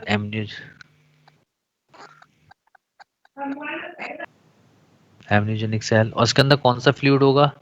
Amniotic fluid. Amniotic fluid. Amniotic. Amniotic fluid. Amniotic fluid. इतनी बात आपको क्लियर हो गई? अब Yes. पीछे की जो प्राइमरी योग सैक था, अब वो क्या कर देगा, थोड़ा श्रिंक कर जाएगा, और श्रिंक करके वो क्या बना देगा, छोटा Secondary yolk cell. छोटा छोटा सा पाउच बना लेगा, जिसको हम नाम देंगे सेकेंडरी योग सैक। नई बात समझ में आई? और secondary Yes, yolk sir. Sac भी किससे सराउंड है, कौन सी सेल से सराउंड है? Endodermal. Endodermal. Endodermal cell. इतना समझ में आ गया? तो फर्स्ट चेंज आपको समझ में आ गया। इसका मतलब सेकेंडरी योग सैक कैसा होगा, smaller as compared to primary yolk sac. Yes, sir. Yes, sir. ठीक है, अब क्या होगा, अब चेंज, अब जो ये एक्स्ट्रा एम्ब्रियोनिक कैविटी है, अब ये भी डिवाइड कर जाएगी दो लेयर में। किस में डिवाइड कर जाएगी? दो layers. दो लेयर में। ठीक है, एक लेयर ने तो ट्रोफोब्लास्ट लेयर को सराउंड कर दिया, एक लेयर ने ट्रोफोब्लास्ट लेयर को सराउंड कर दिया। देखिए ये लेयर डिवाइड हो गया। अलग कलर से बना रहा हूं मैं ताकि दिखाई दे। किसके चारों तरफ फैल गई है पहली लेयर? Trophoblast की. Trophoblast. ट्रोफोब्लास्ट के चारों तरफ फैल गई, और एमनियोजेनिक सेल के भी चारों तरफ फैल गई।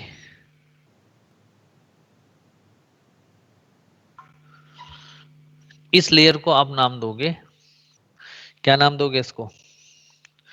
सोमेटोपिल्यूरिक एक्स्ट्रा एम्ब्रियोनिक मेम्ब्रेन। क्या बोलोगे?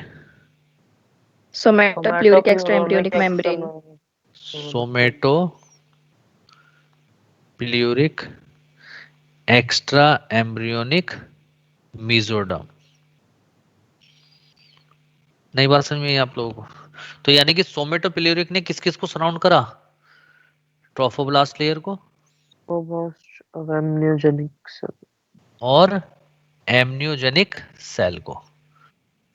नई बात समझ में आई आप लोगों को? Yes, sir. Yes, ठीक sir. है, हाँ। अब सेकंड, ये तो फर्स्ट लेयर हो गई। एक्स्ट्रा एम्ब्रियोनिक कैविटी के डिवीजन से दो लेयर बनी थी ना, तो दो लेयर बनी थी। पहली लेयर थी आपकी सोमेटो पिल्यूरिक एक्स्ट्रा एम्ब्रियोनिक मेम्ब्रेन, जिसने किसको सराउंड कर लिया? ट्रोफोब्लास्ट लेयर को सराउंड कर दिया और एमनियोजेनिक सेल को सराउंड कर दिया। सेकंड नंबर पे कौन सी बनेगी? स्प्लेक्नोप्ल्यूरिक। कौन सी बनेगी? Splechnopluric. हाँ, स्प्लेक्नोप्ल्यूरिक एक्स्ट्रा एम्ब्रियोनिक जो मेसोडर्म होगी, ये सराउंड कर लेगी किसको? जो सेकेंडरी योग सैक के बाहर एंडोडर्मल सेल है उनको सराउंड कर लेगी। नई बात समझ में आई? देखिए Yes, sir. समझ में आई सबको? सबको समझ में कंफ्यूजन तो नहीं हुआ किसी को? तो ये जो लेयर है ये कौन सी है, जल्दी से बताओ? स्प्लेक्नो पिल्यूरिक एक्स्ट्रा एम्ब्रियोनिक मेम्ब्रेन। तो स्प्लेक्नोप्ल्यूरिक एक्स्ट्रा एम्ब्रियोनिक मेम्ब्रेन ने किसको सराउंड करा? सेकेंडरी योग सैक को। किसको सराउंड किया, जल्दी बोलो? Secondary yolk cell. Secondary yolk cell. Secondary yolk sac को। यहाँ तक क्लियर है सबको? Yes, sir. Yes. Yes, sir. किसी को कोई कंफ्यूजन?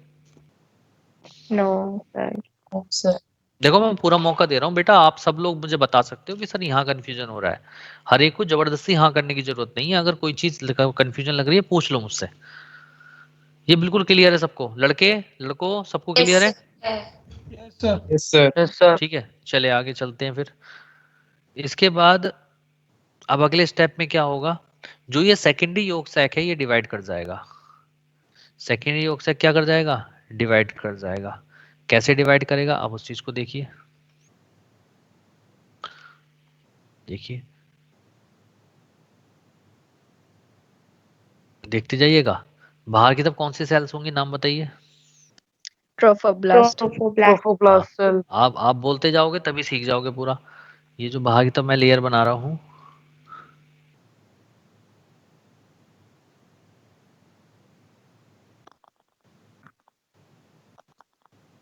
हाँ ये है ट्रोफोब्लास्ट लेयर। क्लियर? अच्छा ये जो मैंने बनाया, Epiblast. Epiblast. यस ये है एपीब्लास्ट। ठीक, इसके नीचे जो बनाऊंगा Hypoblast. Hypoblast. ये है हाइपोब्लास्ट। क्लियर? इसके बाद जो ये ऊपर रेड कलर की मैंने बनाई, Amniogenic cell. Amniogenic. Embryonic cell. Yes बिल्कुल सही, एमनियोजेनिक सेल। और इसके अंदर ये क्या है? Amniotic. Amniotic fluid. Amniotic fluid. Yes amniotic fluid. चलिए बहुत बढ़िया। और नीचे की तरफ जो हमने पाउच है उस पाउच को Secondary yolk sac. नहीं सेकेंडरी योग से दो पाउच में डिवाइड बताया था ना मैंने, दो पाउच में डिवाइड हो जाएगा। ये देखिए। Yes, sir. Yes, sir. हाँ तो दो पाउच में डिवाइड हो गया।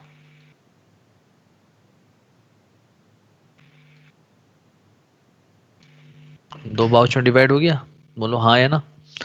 अब Yes, sir. अब मैंने आपको बताया था एक्स्ट्रा एम्ब्रियोनिक की जो कैविटी थी, एक्स्ट्रा एम्ब्रियोनिक जो कैविटी थी वो दो पार्ट्स में डिवाइड हुई थी। कौन कौन सी? सोमेटोप्ल्यूरिक और स्प्लेक्नोप्ल्यूरिक। सोमेटोप्ल्यूरिक ने किस किस को सराउंड किया था? Trophoblast. Trophoblast और amniogenic cell को. हाँ तो देखो एम्ब्रियोजेनिक नहीं एमनियोजेनिक सेल। ठीक है, तो देखो ये ट्रोफोब्लास्ट के नीचे बना दिया मैंने, सोमेटोप्ल्यूरिक बना रहा हूँ।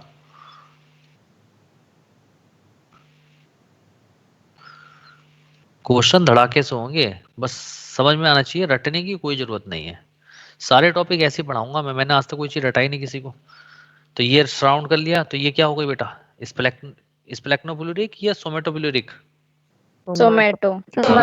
और इसी के साथ वो किसको सराउंड कर लेगा? और Amniogenic. Amniogenic cell को. देखिए सराउंड कर लिया। ठीक है, तो ये जो लेयर आपने बनाई, इस लेयर को आप नाम देंगे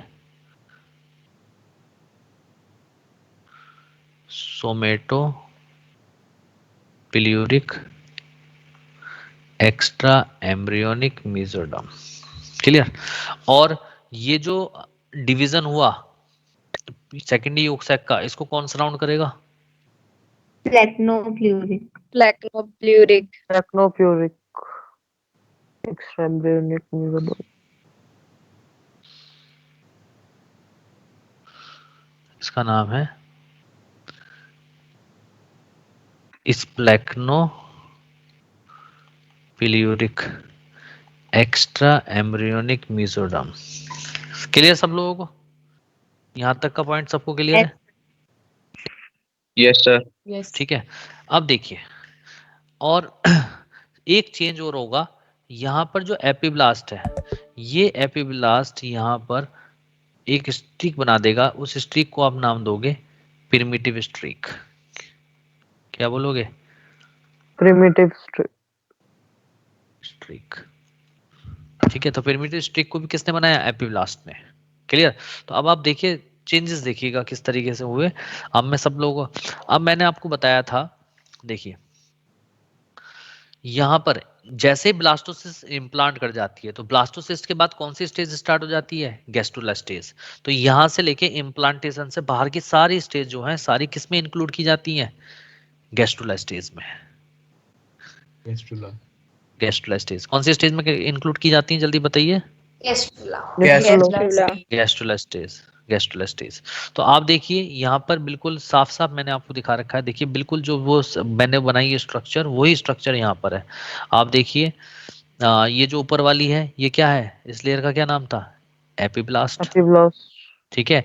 और एपिब्लास्ट क्या बना रही है? एक्टोडर्म। Ectoderm, ectoderm. एक्टोडर्म, हाँ, इसके नीचे क्या है ब्लू कलर में?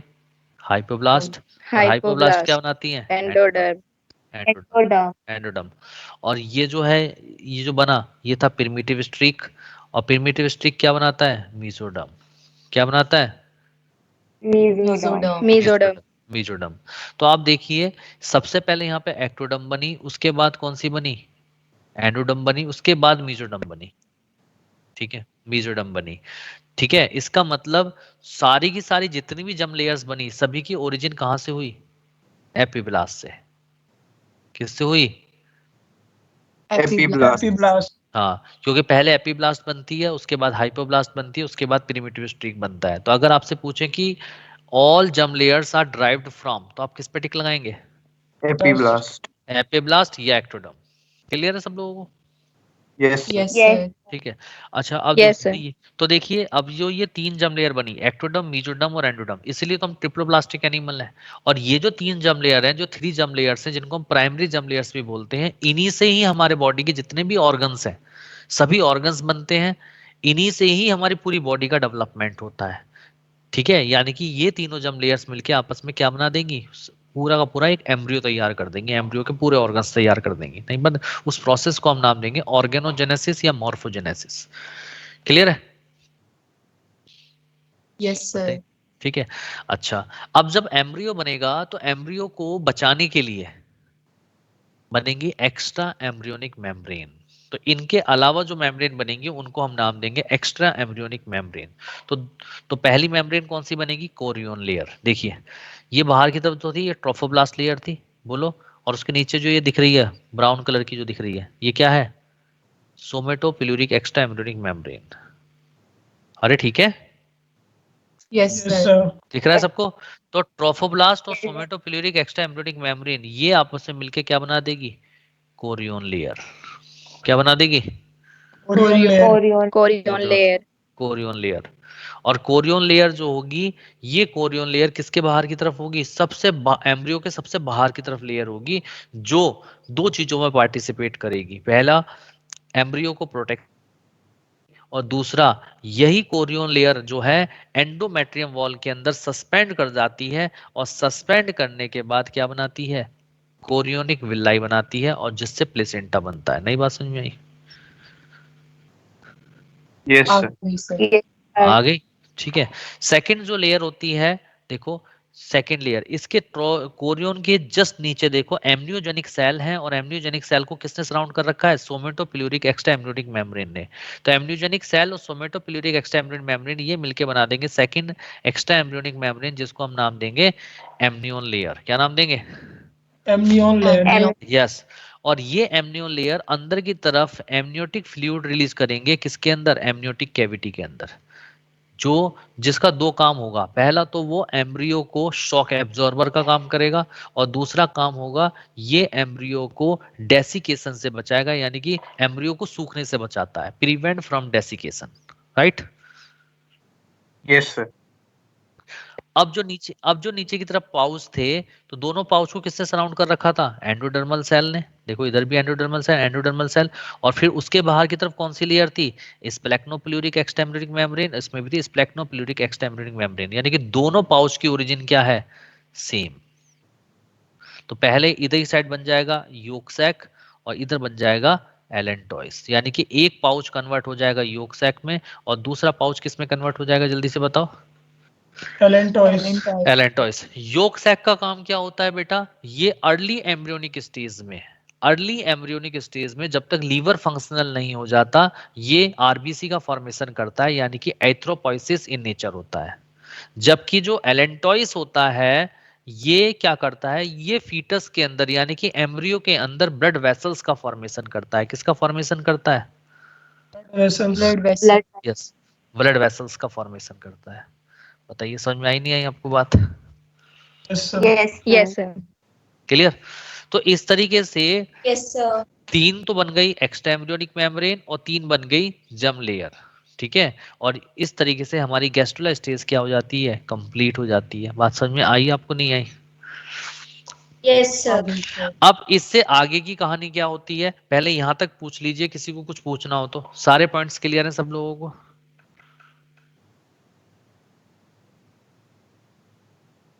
सारी स्टेजेस सबको दिख रहा है?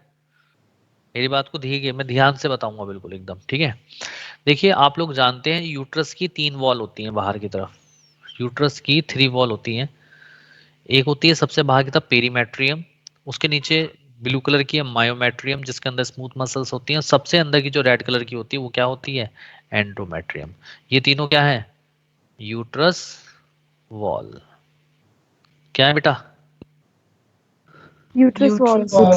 Uterus wall. हाँ, यूट्रस वॉल। अब आप मुझे एक बात बताओ छोटी सी, कि अब यूट्रस के किस पार्ट में जाके इम्प्लांटेशन होता है? Fundus. Fundus. Fundus part. Fundus. बेटा क्वेश्चन को सही से सुना करो अगर डॉक्टर बनने जा रहे हो तो। मैंने कहा यूट्रस के किस पार्ट में हो रहा है, मैंने वॉल नहीं पूछी। ठीक है? Yes, sir. सर फिर फंडस तो होगा। हाँ, तो यूट्रस के Fundus. किस पार्ट में जाके इम्प्लांटेशन हो रहा है, फंडस पार्ट में। और कौन सी Fundus. वॉल पार्टिसिपेट करेगी इम्प्लांटेशन में? Endometrium. Endometrium. एंडोमेट्रियम। इतनी बात समझ में आई? क्लियर? अब आप सुनिए, अब क्या होगा। अब ये जो ये है एम्ब्रियो, और आप लोग जानते हो एम्ब्रियो के पूरे ऑर्गन्स और एम्ब्रियो की पूरी बॉडी 3 जर्म लेयर बनाएंगी, एक्टोडर्म, मेसोडर्म और एंडोडर्म। और इन तीनों को मैं बता चुका हूं। एक्टोडर्म बनाएंगी एपिब्लास्ट सेल्स, मेसोडर्म बनाएंगी प्रिमिटिव स्ट्रीक और एंडोडर्म बनाएंगी hypoblast cells. Clear? Yes, sir. ठीक है। Yes, sir. अब एम्ब्रियो के जस्ट बाहर की तरफ, जस्ट बिल्कुल बाहर की तरफ जो एक ब्लैक कलर की आपको लाइन दिखाई दे रही होगी, दिख रही है ब्लैक कलर की लाइन? बोलो। Yes, sir.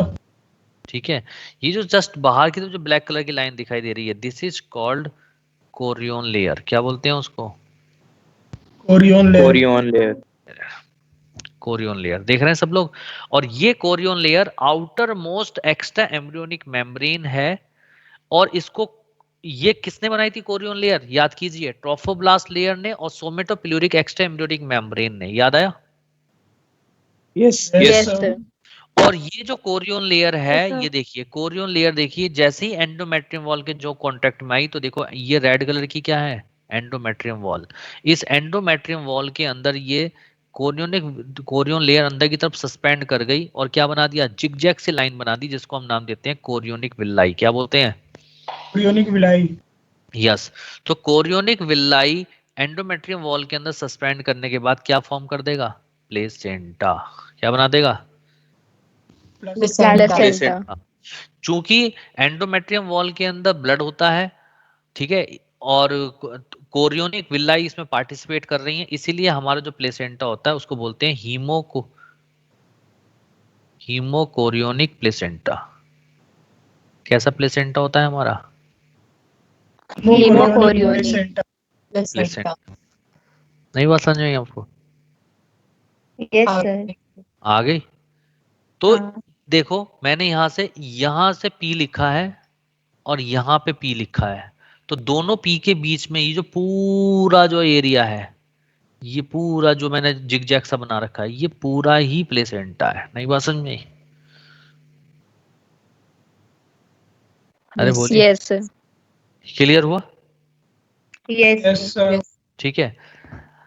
अब तो इसका मतलब ये देखिए, Korean layer outer most extra embryonic membrane है, फॉर्म्ड बाय कोरियन। उन्होंने क्या फॉर्म्ड करी, कोरियोनिक विल्लाई। कोरियोनिक विल्लाई ने सस्पेंड कर दिया, एंडोमेट्रियम वॉल के अंदर धस गई और धसने के बाद क्या फॉर्म कर दिया, प्लेसेंटा। सर मतलब पूरा कोरियन प्लेसेंटा ही है। फिर वही वाली कर दी बेकार की बात। पूरा कोरियन को प्लेसेंटा कैसे बन जाएगा? ये तो कोरियन तो सराउंड कर रहा है फीटस को या एम्ब्रियो को। जो कोरियन लेयर एंडोमेट्रियम वॉल के कांटेक्ट में आएगी वही तो धसेगी उसके अंदर। हाँ तो वही तो कोरियोनिक विल्लाई बनाएगी। नई बात समझ में आई? आगे सर, अभी भी नहीं समझ में आया आप पाए? आगे आगे। बाकी बच्चों को समझ में आया? कंफ्यूजन नहीं हो रहा? No sir. Yes sir. ठीक है भाई। Yes, जो sir. भाई देखो, ऐसे जाके फीटस टकराया, ठीक है, फीटस टकरा गया। तो जब फीटस टकराएगा तो जो कोरियन लेयर का पार्ट एंडोमेट्रियम वॉल के कांटेक्ट में आएगा वो ही तो उसके अंदर धसेगा एंडोमेट्रियम वॉल में। तो वही तो कोरियोनिक विल्लाई बनाएगा, वही तो प्लेसेंटा बनाएगा। बाकी ने तो एम्ब्रियो को सराउंड कर रखा है। नई बात समझ में आई? Yes sir. Yes, sir. तो दो फायदे हुए कोरियन लेयर से। पहली बात तो कोरियन लेयर एम्ब्रियो को क्या कर रहा है? सराउंड कर रहा है। सबसे आउटर मोस्ट एक्सट्रीमिटी मेम्ब्रेन है तो उसे प्रोटेक्शन प्रोवाइड कर रहा है। और दूसरा फंक्शन क्या है? कोरियन लेयर एंडोमेट्रियम वॉल के अंदर धस के कोरियोनिक विल्लाई बना रहा है और प्लेसेंटा फॉर्मेशन कर रहा है। नई बात समझ में आई? Yes sir. देखो कॉन्फिडेंस से यार, कॉन्फिडेंस से बोलते नहीं हो। हाँ बोलो यस। सर वही वाला पोर्शन ना जो जिगजैग वाला है। बेटा जिगजैग क्या दिखा रहा है? ये यही तो सस्पेंडिंग दिखा रहा है। हम्म। अभी भी ऐसा लग रहा है जैसे बहुत परेशानी में हो। बेटा बताओ समझ में आ रहा है नहीं आ रहा है? सर वही पूछ रहा था, Yes, जिगजैग sir. वाला Yes, ही sir. दिखा रहे हैं ना। हाँ हाँ, मुझे तो बेटा घर में भी और बाहर भी, मेरी तो जिंदगी में मुझे कॉन्फिडेंस वाले लोग चाहिए। मुझे तो जिनके अंदर कॉन्फिडेंस नहीं होता ना, मुझे वो बेकार लगते हैं वो दुनिया में। मुझे तो कॉन्फिडेंस चाहिए पूरा कि हाँ आया तो आया, नहीं आया तो नहीं आया। साफ बोलने वाला इंसान होना चाहिए। क्लियर या नहीं? यस हाँ सर। या ना बोलो बस। Yes, ठीक है sir. हाँ चलिए। yes, yes, sir. और जिंदगी में जो हाँ या ना का जवाब देते हैं ना, सिर्फ वही लाइफ में कामयाब है। जो ये करते हैं ना हाँ ना, जो रो रो के बोलते हैं, उन्हें वो समझ लो कंफ्यूज हैं। उनका कुछ नहीं होना, वो कंफ्यूज ही रहेंगे। वो तो खाने पीने में भी कंफ्यूज है, क्या खाएं क्या पिए। मुझे कंफ्यूज आदमी पसंद ही नहीं है। इसीलिए मैं कहता हूँ कि अगर लाइफ में तरक्की करनी है बेटा, मैंने 3 टाइम्स जो है ऑल इंडिया क्लियर कर रखे हैं एग्जाम। इसलिए कर रखे हैं क्योंकि मेरे अंदर कंफ्यूजन नाम की चीज नहीं है। कंफ्यूजन रखना ही नहीं है। क्लियर? तो इतनी बात आपको समझ में आ गई? Yes, अब sir. कोरियन लेयर के जस्ट नीचे की तरफ देखिए आप, ब्लू कलर की एक लाइन दिखाई दे रही है। दिख रही है? Yes, sir. This is called Yes, amnion sir. Layer. ये क्या है? Amnion layer. Neon layer. और याद कीजिए एमनियोन लेयर किसने बनाया था? एमनियोजेनिक सेल ने और सोमेटोपिल्यूरिक एक्स्ट्रा एम्ब्रियोनिक मेसोडर्म ने मिलकर बनाया था। याद आया? Yes sir. Yes. और एमनियोन लेयर के जस्ट अंदर क्या होगी? Amniotic cavity. और उस कैविटी के अंदर एमनियोटिक फ्लूइड को रिलीज करेगा एमनियोन लेयर। और इस एमनियोटिक फ्लूइड का काम क्या होगा? 2 काम होंगे। पहला, ये शॉक एब्जॉर्बर का काम करता है, यानी कि अगर बाहर से कोई शॉक लग जाए तो उस शॉक से बचाने का काम करता है। क्योंकि एम्ब्रियो के चारों तरफ क्या है? फ्लूइड है, यानी कि वाटर है, एमनियोटिक फ्लूइड है। तो कोई भी अगर बाहर से शॉक लगेगा तो वो जो फ्लूइड है वो एब्जॉर्ब कर लेगा, तो वो एम्ब्रियो तक पहुंचेगा ही नहीं। बात समझ में आई नहीं आई? Yes, sir. दूसरा Yes, sir. फंक्शन क्या है? दूसरा फंक्शन क्या है? प्रिवेंट एम्ब्रियो फ्रॉम डेसिकेशन, यानी कि डेसिकेशन से बचाता है एम्ब्रियो को, यानी कि एम्ब्रियो सूख ना जाए तो उससे बचाता है। प्रिवेंट फ्रॉम डेसिकेशन, सूखने से बचाता है। नई बात समझ में आई? आपने सुना होगा जब कभी कहते हैं कि मदर का फ्लूइड सूख गया है, ऐसा सुना है आप लोगों ने? No sir. ठीक है, क्या आप लोगों सर? ने हाँ कि कभी कभी डॉक्टर कहते हैं कि मदर का फ्लूइड सूख रहा है, यानी कि दिक्कत आ सकती है। ठीक है, आप लोगों ने नहीं सुना है तो ऐसा बोलते हैं डॉक्टर। क्या फ्लूइड सूखने का मतलब क्या है? एमनियोटिक फ्लूइड जो है वो सूख रहा है, कम हो रहा है। तो उसकी वजह से एम्ब्रियो जो है क्या हो जाएगा? ड्राई हो जाएगा, जिसकी वजह से उसकी डेथ हो सकती है। ठीक है, तो इसको डेसिकेशन से बचाने का काम जो है एमनियोटिक फ्लूइड का। राइट? समझ में आ रहा है नहीं आ रहा है? तो मेन फंक्शन बताओ, शॉक एब्जॉर्बर है या डेसिकेशन से बचाना है? डेसिकेशन से बचाना। Desiccation. डेसिकेशन। हाँ, तो मेन फंक्शन जो है prevent embryo from desiccation. Desiccation का मतलब ड्राइनेस से बचाना। क्लियर है? Yes sir. Yes sir. ठीक है, अब एमनियोन लेयर हो गई। अब आगे की तरफ देखिए, ये जो 2 पाउच आपको दिखाई दे रहे हैं, एक पाउच है एलेंटॉइस और दूसरा पाउच है योक सैक। योक सैक जो है बेटा, इसका काम है आरबीसी फॉर्मेशन, यानी कि ये एम्ब्रियो में आरबीसी का फॉर्मेशन करता है और तब तक करेगा जब तक लीवर फंक्शनल ना हो जाए। इसका मतलब आरबीसी प्रोडक्शन अगर हम देखें तो सबसे पहले योक सैक में होता है, उसके बाद लीवर करता है आरबीसी फॉर्मेशन और लीवर उसके में बाद करता है bone marrow. Then bone marrow. इसका मतलब अगर यस आपसे सर। पूछें कि RBC formation in adult stage, तो एडल्ट स्टेज वर्ड आ जाए तो आप टिक Bone लगाओगे marrow. Only bone marrow. लेकिन अगर एम्ब्रियोनिक स्टेज में पूछा जाए तो योक सैक और Yolk लीवर sac. दोनों योक आंसर सैक। होंगे। Yolk sac early embryonic stage में डेवलप करता है आरबीसी, और liver later stage of embryonic stage में डेवलप करता है, right? Yes, sir. Yes, Yes, sir. ठीक है, हाँ। Yes, sir. तो योक सैक का काम आपको समझ में आ गया। इसके बाद बेटा आता है एलेंटॉइस। एलेंटॉइस देखो बेटा, यहाँ पे ये क्या बना रहा है, ब्लड वेसल्स का फॉर्मेशन करता है, यानी कि एम्ब्रियो के अंदर जो ब्लड वेसल्स बनाता है वो एलेंटॉइस बनाता है। आप क्लियर है सबको? Yes, sir. बोलते जाइए। अब आप देखिए Yes, कि sir. ये जो ब्लू लाइन है जो रिप्रेजेंट कर रही है एमनियन लेयर को, ये देखो दोनों तरफ से एलेंटॉइस को सराउंड कर रही है। दिख रही है सबको, नहीं दिख रही है? Yes, sir. Yes, ठीक है, यानी कि एमनियन लेयर प्लस एलेंटॉइस ये दोनों मिलकर बनाते हैं अम्बेलिकल कॉर्ड। क्या बनाते हैं? Umbilical. cord. आप लोगों ने देखा होगा जब बच्चा जन्म लेता है तो उसकी नाभि में एक कॉर्ड होती है जिसको हम कट करते हैं बाद में। yes, sir. Yes, उसे Yes, बोलते हैं sir. Umbilical cord. और इस अम्बेलिकल कॉर्ड के अंदर होती है स्टेम सेल्स जिसको हम प्रिजर्व करते हैं आजकल। पहले ही हम अम्बेलिकल कॉर्ड को काट के प्रिजर्व कर देते हैं, इसके अंदर स्टेम सेल्स होती हैं एम्ब्रियो की। नई बात समझ में आई? सर हाँ, सर मतलब अम्बिलिकल कॉर्ड जो है वो प्लेसेंटा और फीटस के बीच का वो जंक्शन पॉइंट है क्या? एक मिनट एक मिनट। बाहर की ये प्लेसेंटा अटैचमेंट हो गया, और प्लेसेंटा के अंदर जो कैनाल होती है उसको बोलते हैं अम्बेलिकल कॉर्ड। Okay sir. भाई ये तो एंडोमेट्रियम वॉल हो गई। एंडोमेट्रियम वॉल के साथ मिलकर ये एंडोमेट्रियम वॉल है। एंडोमेट्रियम वॉल के साथ, एक मिनट,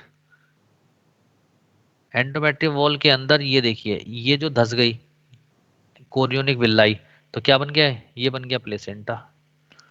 प्लेसेंटा। प्लेसेंटा से जो कैनाल निकल रही है जिससे एम्ब्रियो अटैच है, ये है अम्बेलिकल कॉर्ड। नहीं बात समझ में आई? ओके आ गई सर। ठीक है। और umbilical cord, umbilical Sir, cord क्या को करते हैं stem cells?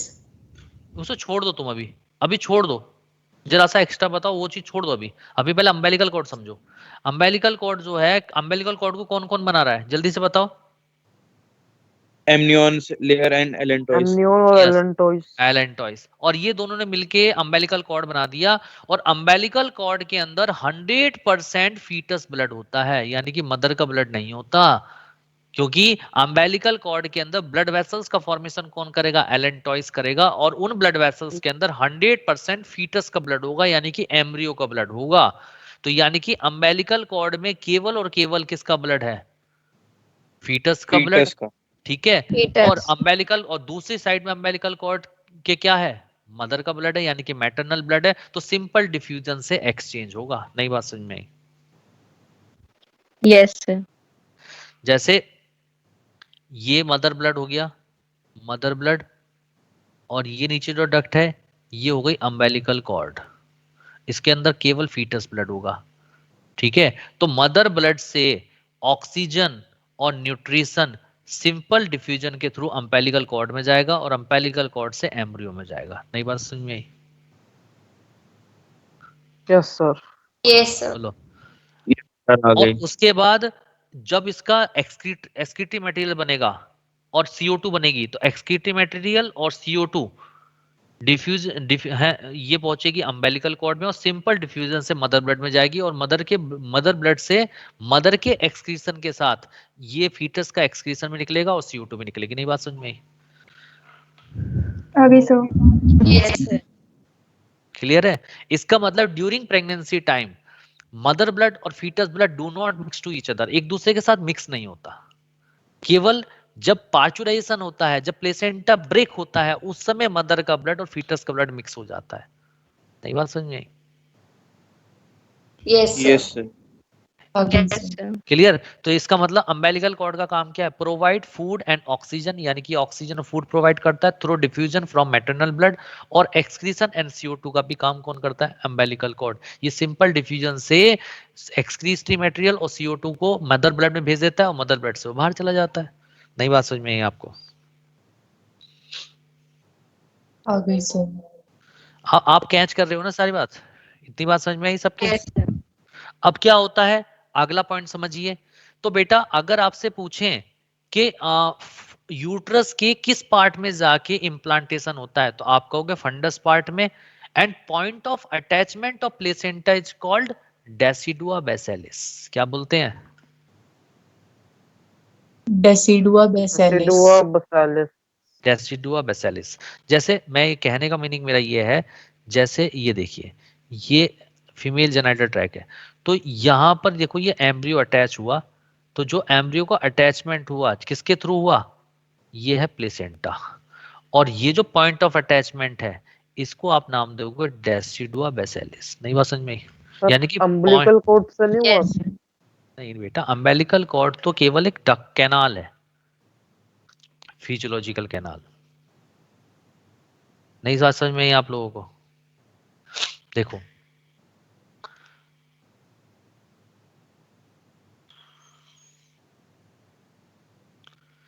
ये अटैचमेंट हुआ, ये एम्ब्रियो है, ठीक है, एम्ब्रियो अटैच हुआ, ये जो एम्ब्रियो की बाहर की लेयर है ये एंडोमेट्रियम वॉल में सस्पेंड कर गई, ठीक है, तो सस्पेंड करने के बाद ये क्या बना? Placenta. Placenta. And point of attachment, जिस पॉइंट पर ये प्लेसेंटा अटैच हुआ फंडस पार्ट पे, इस पॉइंट को यहां से लेके यहां तक के पार्ट को, इसको बोलेंगे डेसिडुआ बेसिलिस। यानी कि point of attachment of placenta, यानी कि प्लेसेंटा के अटैचमेंट को फंडस पार्ट पे, उसको बोलेंगे डेसिडुआ बेसिलिस। नई बात समझ में आई अभी भी? Again. आगे sir. आ गई। और प्लेसेंटा के अंदर होगी अम्बिलिकल कॉर्ड, और वो अम्बिलिकल कॉर्ड सप्लाई करेगी किसको? एम्ब्रियो को। नई बात समझ में आई? Yes, sir. यानी कि अगर आपसे पूछें कि ब्लास्टोसिस्ट कहां पर जाके अटैच होती है, तो आप बोलोगे फंडस पार्ट पे अटैच होती है।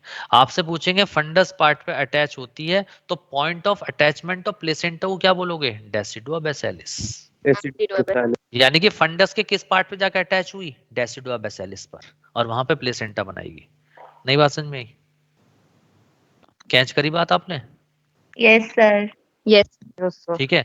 और अब जैसे ही ये चीजें हो जाएंगी, इसके बाद क्या होगा? अब यूट्रस की वॉल में क्या होगा? प्रॉपर डिवीजन स्टार्ट हो जाएगा, डिवीजन फास्ट हो जाएगा, और यूट्राइन वॉल जो है वो पूरे के पूरे एम्ब्रियो को चारों तरफ से एक कैप्सूल की तरह सराउंड कर लेगा, और उसको आप नाम दोगे डेसिडुआ कैप्सुलेरिस। क्या नाम दोगे? Decidua capsularis. तो यानी कि 3 पार्ट हो गए। पहला हो गया डेसिडुआ बेसिलिस। डेसिडुआ बेसिलिस वो पार्ट है जहां पर प्लेसेंटा अटैच हुआ।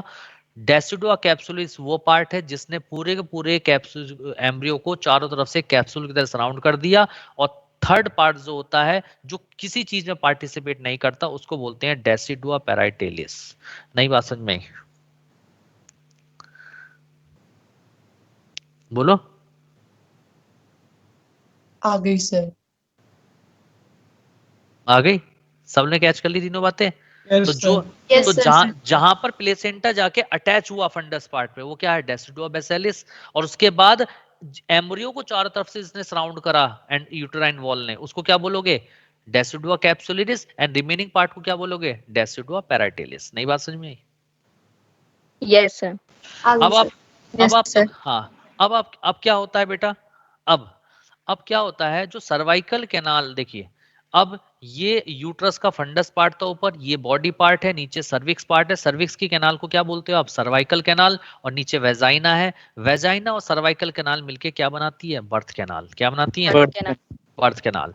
तो बेटा Birth जैसे ही 9 मंथ कंप्लीट होते हैं, यानी कि गैस्ट्रेशन पीरियड कंप्लीट होता है ह्यूमन फीमेल का, 9 मंथ कंप्लीट होते हैं, तो फुल्ली डेवलप फीटस और फुल्ली डेवलप प्लेसेंटा की वजह से मायोमेट्रियम वॉल के अंदर फर्स्ट कॉन्ट्रैक्शन होता है, यानी कि फर्स्ट लेबर पेन होता है। और उस फर्स्ट लेबर पेन को हम नाम देते हैं फीटल इजेक्शन रिफ्लेक्स। क्या नाम देते हैं? fetal ejection reflex. fetal ejection हाँ, reflex. और ये इस बात का साइन होता है कि अब फीटस जो है पूरी तरीके से फुल्ली डेवलप हो चुका है, प्लेसेंटा फुल्ली डेवलप हो चुका है, अब उसके इजेक्शन का टाइम आ चुका है, यानी कि अब उसे निकालने का टाइम आ चुका है। इस साइन को हम नाम देते हैं फीटल इजेक्शन रिफ्लेक्स। यानी कि फर्स्ट लेबर पेन को हम क्या नाम देंगे? Fetal ejection reflex. और वो क्यों डेवलप हुआ? Due to fully develop fetus and placenta की वजह से। बताइए, बात पॉइंट क्लियर हुआ नहीं हुआ? Yes. sir. अब जैसे ही आएगा इसके बाद, अब ये जो फर्स्ट लेबर पेन है यानी कि फीटल इजेक्शन रिफ्लेक्स, ये हाइपोथैलेमस को स्टिमुलेट कर देगा, जिसकी वजह से ऑक्सीटोसिन हार्मोन की अमाउंट रिलीज होनी शुरू हो जाएगी। और ये ऑक्सीटोसिन हार्मोन जो होगा इस मायोमेट्रियम वॉल में यूट्रस के कॉन्ट्रैक्शन को बढ़ा देगा, और हर कॉन्ट्रैक्शन को बढ़ा देगा, और हर कॉन्ट्रैक्शन ऑक्सीटोसिन को और ज्यादा रिलीज करेगा, यानी कि यहाँ पे होगा पॉजिटिव फीडबैक। क्या होगा? Positive feedback. Positive feedback. और लगातार ऑक्सीटोसिन हार्मोन रिलीज होता जाएगा, और उस ऑक्सीटोसिन हार्मोन की वजह से इसके अंदर कॉन्ट्रैक्शन क्या होंगे? होते चले जाएंगे। बात समझ में आई? बोलो हाँ या ना। Yes, sir. Yes. अब Yes, ये कॉन्ट्रैक्शन हमेशा यूट्रस में ऊपर से नीचे की तरफ होते हैं, यानी कि ऐसे कॉन्ट्रैक्शन होते हैं, यानी कि एम्ब्रियो को बाहर निकालने की कोशिश करते हैं। यानी कि कॉन्ट्रैक्शन हमेशा टॉप टू बॉटम होंगे। क्या वो कहां से कहां होंगे? Top to bottom. Top to bottom की तरफ होंगे कॉन्ट्रैक्शन। और वो कॉन्ट्रैक्शन की वजह से यहाँ से प्लेसेंटा ब्रेक हो जाएगा, और प्लेसेंटा ब्रेक हो जाएगा, और प्लेसेंटा ब्रेक होने के बाद क्या होगा? ये जो इसके बाहर की लेयर्स हैं ये भी रप्चर हो जाएंगी, और एमनियोटिक फ्लूइड रिलीज होके कहाँ जाएगा? सर्वाइकल कैनाल और वेजाइना में आ जाएगा, जिसकी वजह से पूरी कैनाल लुब्रिकेट हो जाएगी, और बच्चा फिसल के बाहर की तरफ आ जाएगा, जिसको हम बोलेंगे पार्चुराइजेशन या चाइल्ड बर्थ। बताइए, बात समझ में आई नहीं आई? Yes, sir. Yes, sir. आगे. ठीक है, इतनी बात आप लोग बताइए पहले, आपको क्लियर हुई नहीं हुई? Yes, Yes, sir. sir. हो गया. ठीक है, सबसे पहले बच्चे का क्या बाहर आता है? हेड आता है बाहर। सबसे पहले बच्चे का क्या आता है? हेड बाहर आता है। हेड ठीक है, तो हेड इसका सब लोग एक स्क्रीनशॉट ले लें पहले।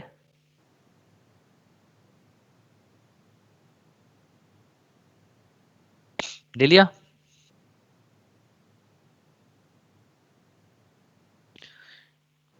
एक डायग्राम मैं आप लोगों को दिखा रहा हूं,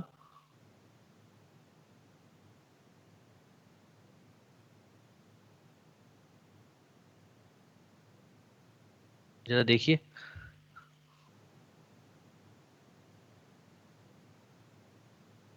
दिख रहा है diagram? yes, sir. Yes, sir. ठीक है, ये देखिए, ये क्या है पूरा का पूरा? ये देखिए, ये जो दिख रही हैं आपको, ये प्लेसेंटा विल्लाई हैं, जो कोरियोनिक विल्लाई हैं वो ही हैं, ये प्लेसेंटा विल्लाई बोलते हैं इनको, और ये एंडोमेट्रियम वॉल में धंस गई। ठीक है, और देखो जो पॉइंट ऑफ अटैचमेंट है इसको बोलते हैं डेसिडुआ बेसिलिस। दिख रहा है डेसिडुआ बेसिलिस लिखा हुआ? Yes, sir. Yes, sir. ठीक है, और ये देखिए, ये जो बाहर की तरफ जो लेयर दिखाई दे रही हैं, आप देख लो सब, सारी आप सब समझ रहे। ये देखिए अंदर की तरफ क्या है? एमनियोटिक कैविटी, और जिसके अंदर एमनियोटिक फ्लूइड है ना, ये अम्बेलिकल कॉर्ड है। दिख रही है सब लोगों को? ठीक है, और ये पूरा का पूरा जो है, ये यहाँ से यहाँ तक पूरा क्या है? ये प्लेसेंटा, ये पूरा प्लेसेंटा है ना। और जहाँ पे प्लेसेंटा का अटैचमेंट है उस सरफेस को हम बोलते हैं डेसिडुआ बेसिलिस। अरे क्लियर है बेटा? सब समझ रहे हैं? Yes, sir. Yes, हाँ। sir. हाँ, और शुरुआत में जब प्रेगनेंसी टाइम होता है उस समय जो सर्विक्स होता है वो म्यूकस से क्लोज रहता है, जिसको हम बोलते हैं सर्वाइकल म्यूकस प्लग। लेकिन जैसे ही प्रेगनेंसी कंप्लीट होती है ये सर्वाइकल म्यूकस प्लग ओपन हो जाता है, और ये बच्चा जो है हेड से बाहर की तरफ आता है। ठीक है, बताइए, इतनी बात समझ में आई Yes, आप लोगों sir. को? चलिए, आज का टाइम खत्म हो गया, इसका स्क्रीनशॉट ले लीजिए। अगले टर्न पे मैं और बातें इसकी बताऊंगा। ठीक है, और अगले टर्न पे ये चैप्टर खत्म हो जाएगा आपका। बताइए, आज का लेक्चर आपको कितने परसेंट समझ में आया? सीरियसली बताइएगा। 100%. बहुत अच्छा था 100%. 100% ना? 100%. हाँ, 100% अभी मैं इसमें और भी चीज ऐड ऑन करूंगा, अभी मैं और भी बहुत सारी चीजें ऐड ऑन करूंगा। अभी मैंने सिर्फ आपके दिमाग में एक इमेज क्रिएट कर दी है। अगले टर्न पे इसको एक छोटा सा रिवीजन देके और मैं और चीजें ऐड करके फिर मैं आपको एक एक पॉइंट कराऊंगा, फिर आप क्वेश्चन करके देखिएगा। अगर आपका एक भी क्वेश्चन रुक जाए तो आप कह देना, लेकिन शर्त यह है कि आज ही आपको जाके ये पढ़ना है। पढ़ लेंगे? Yes, Yes, sir. sir.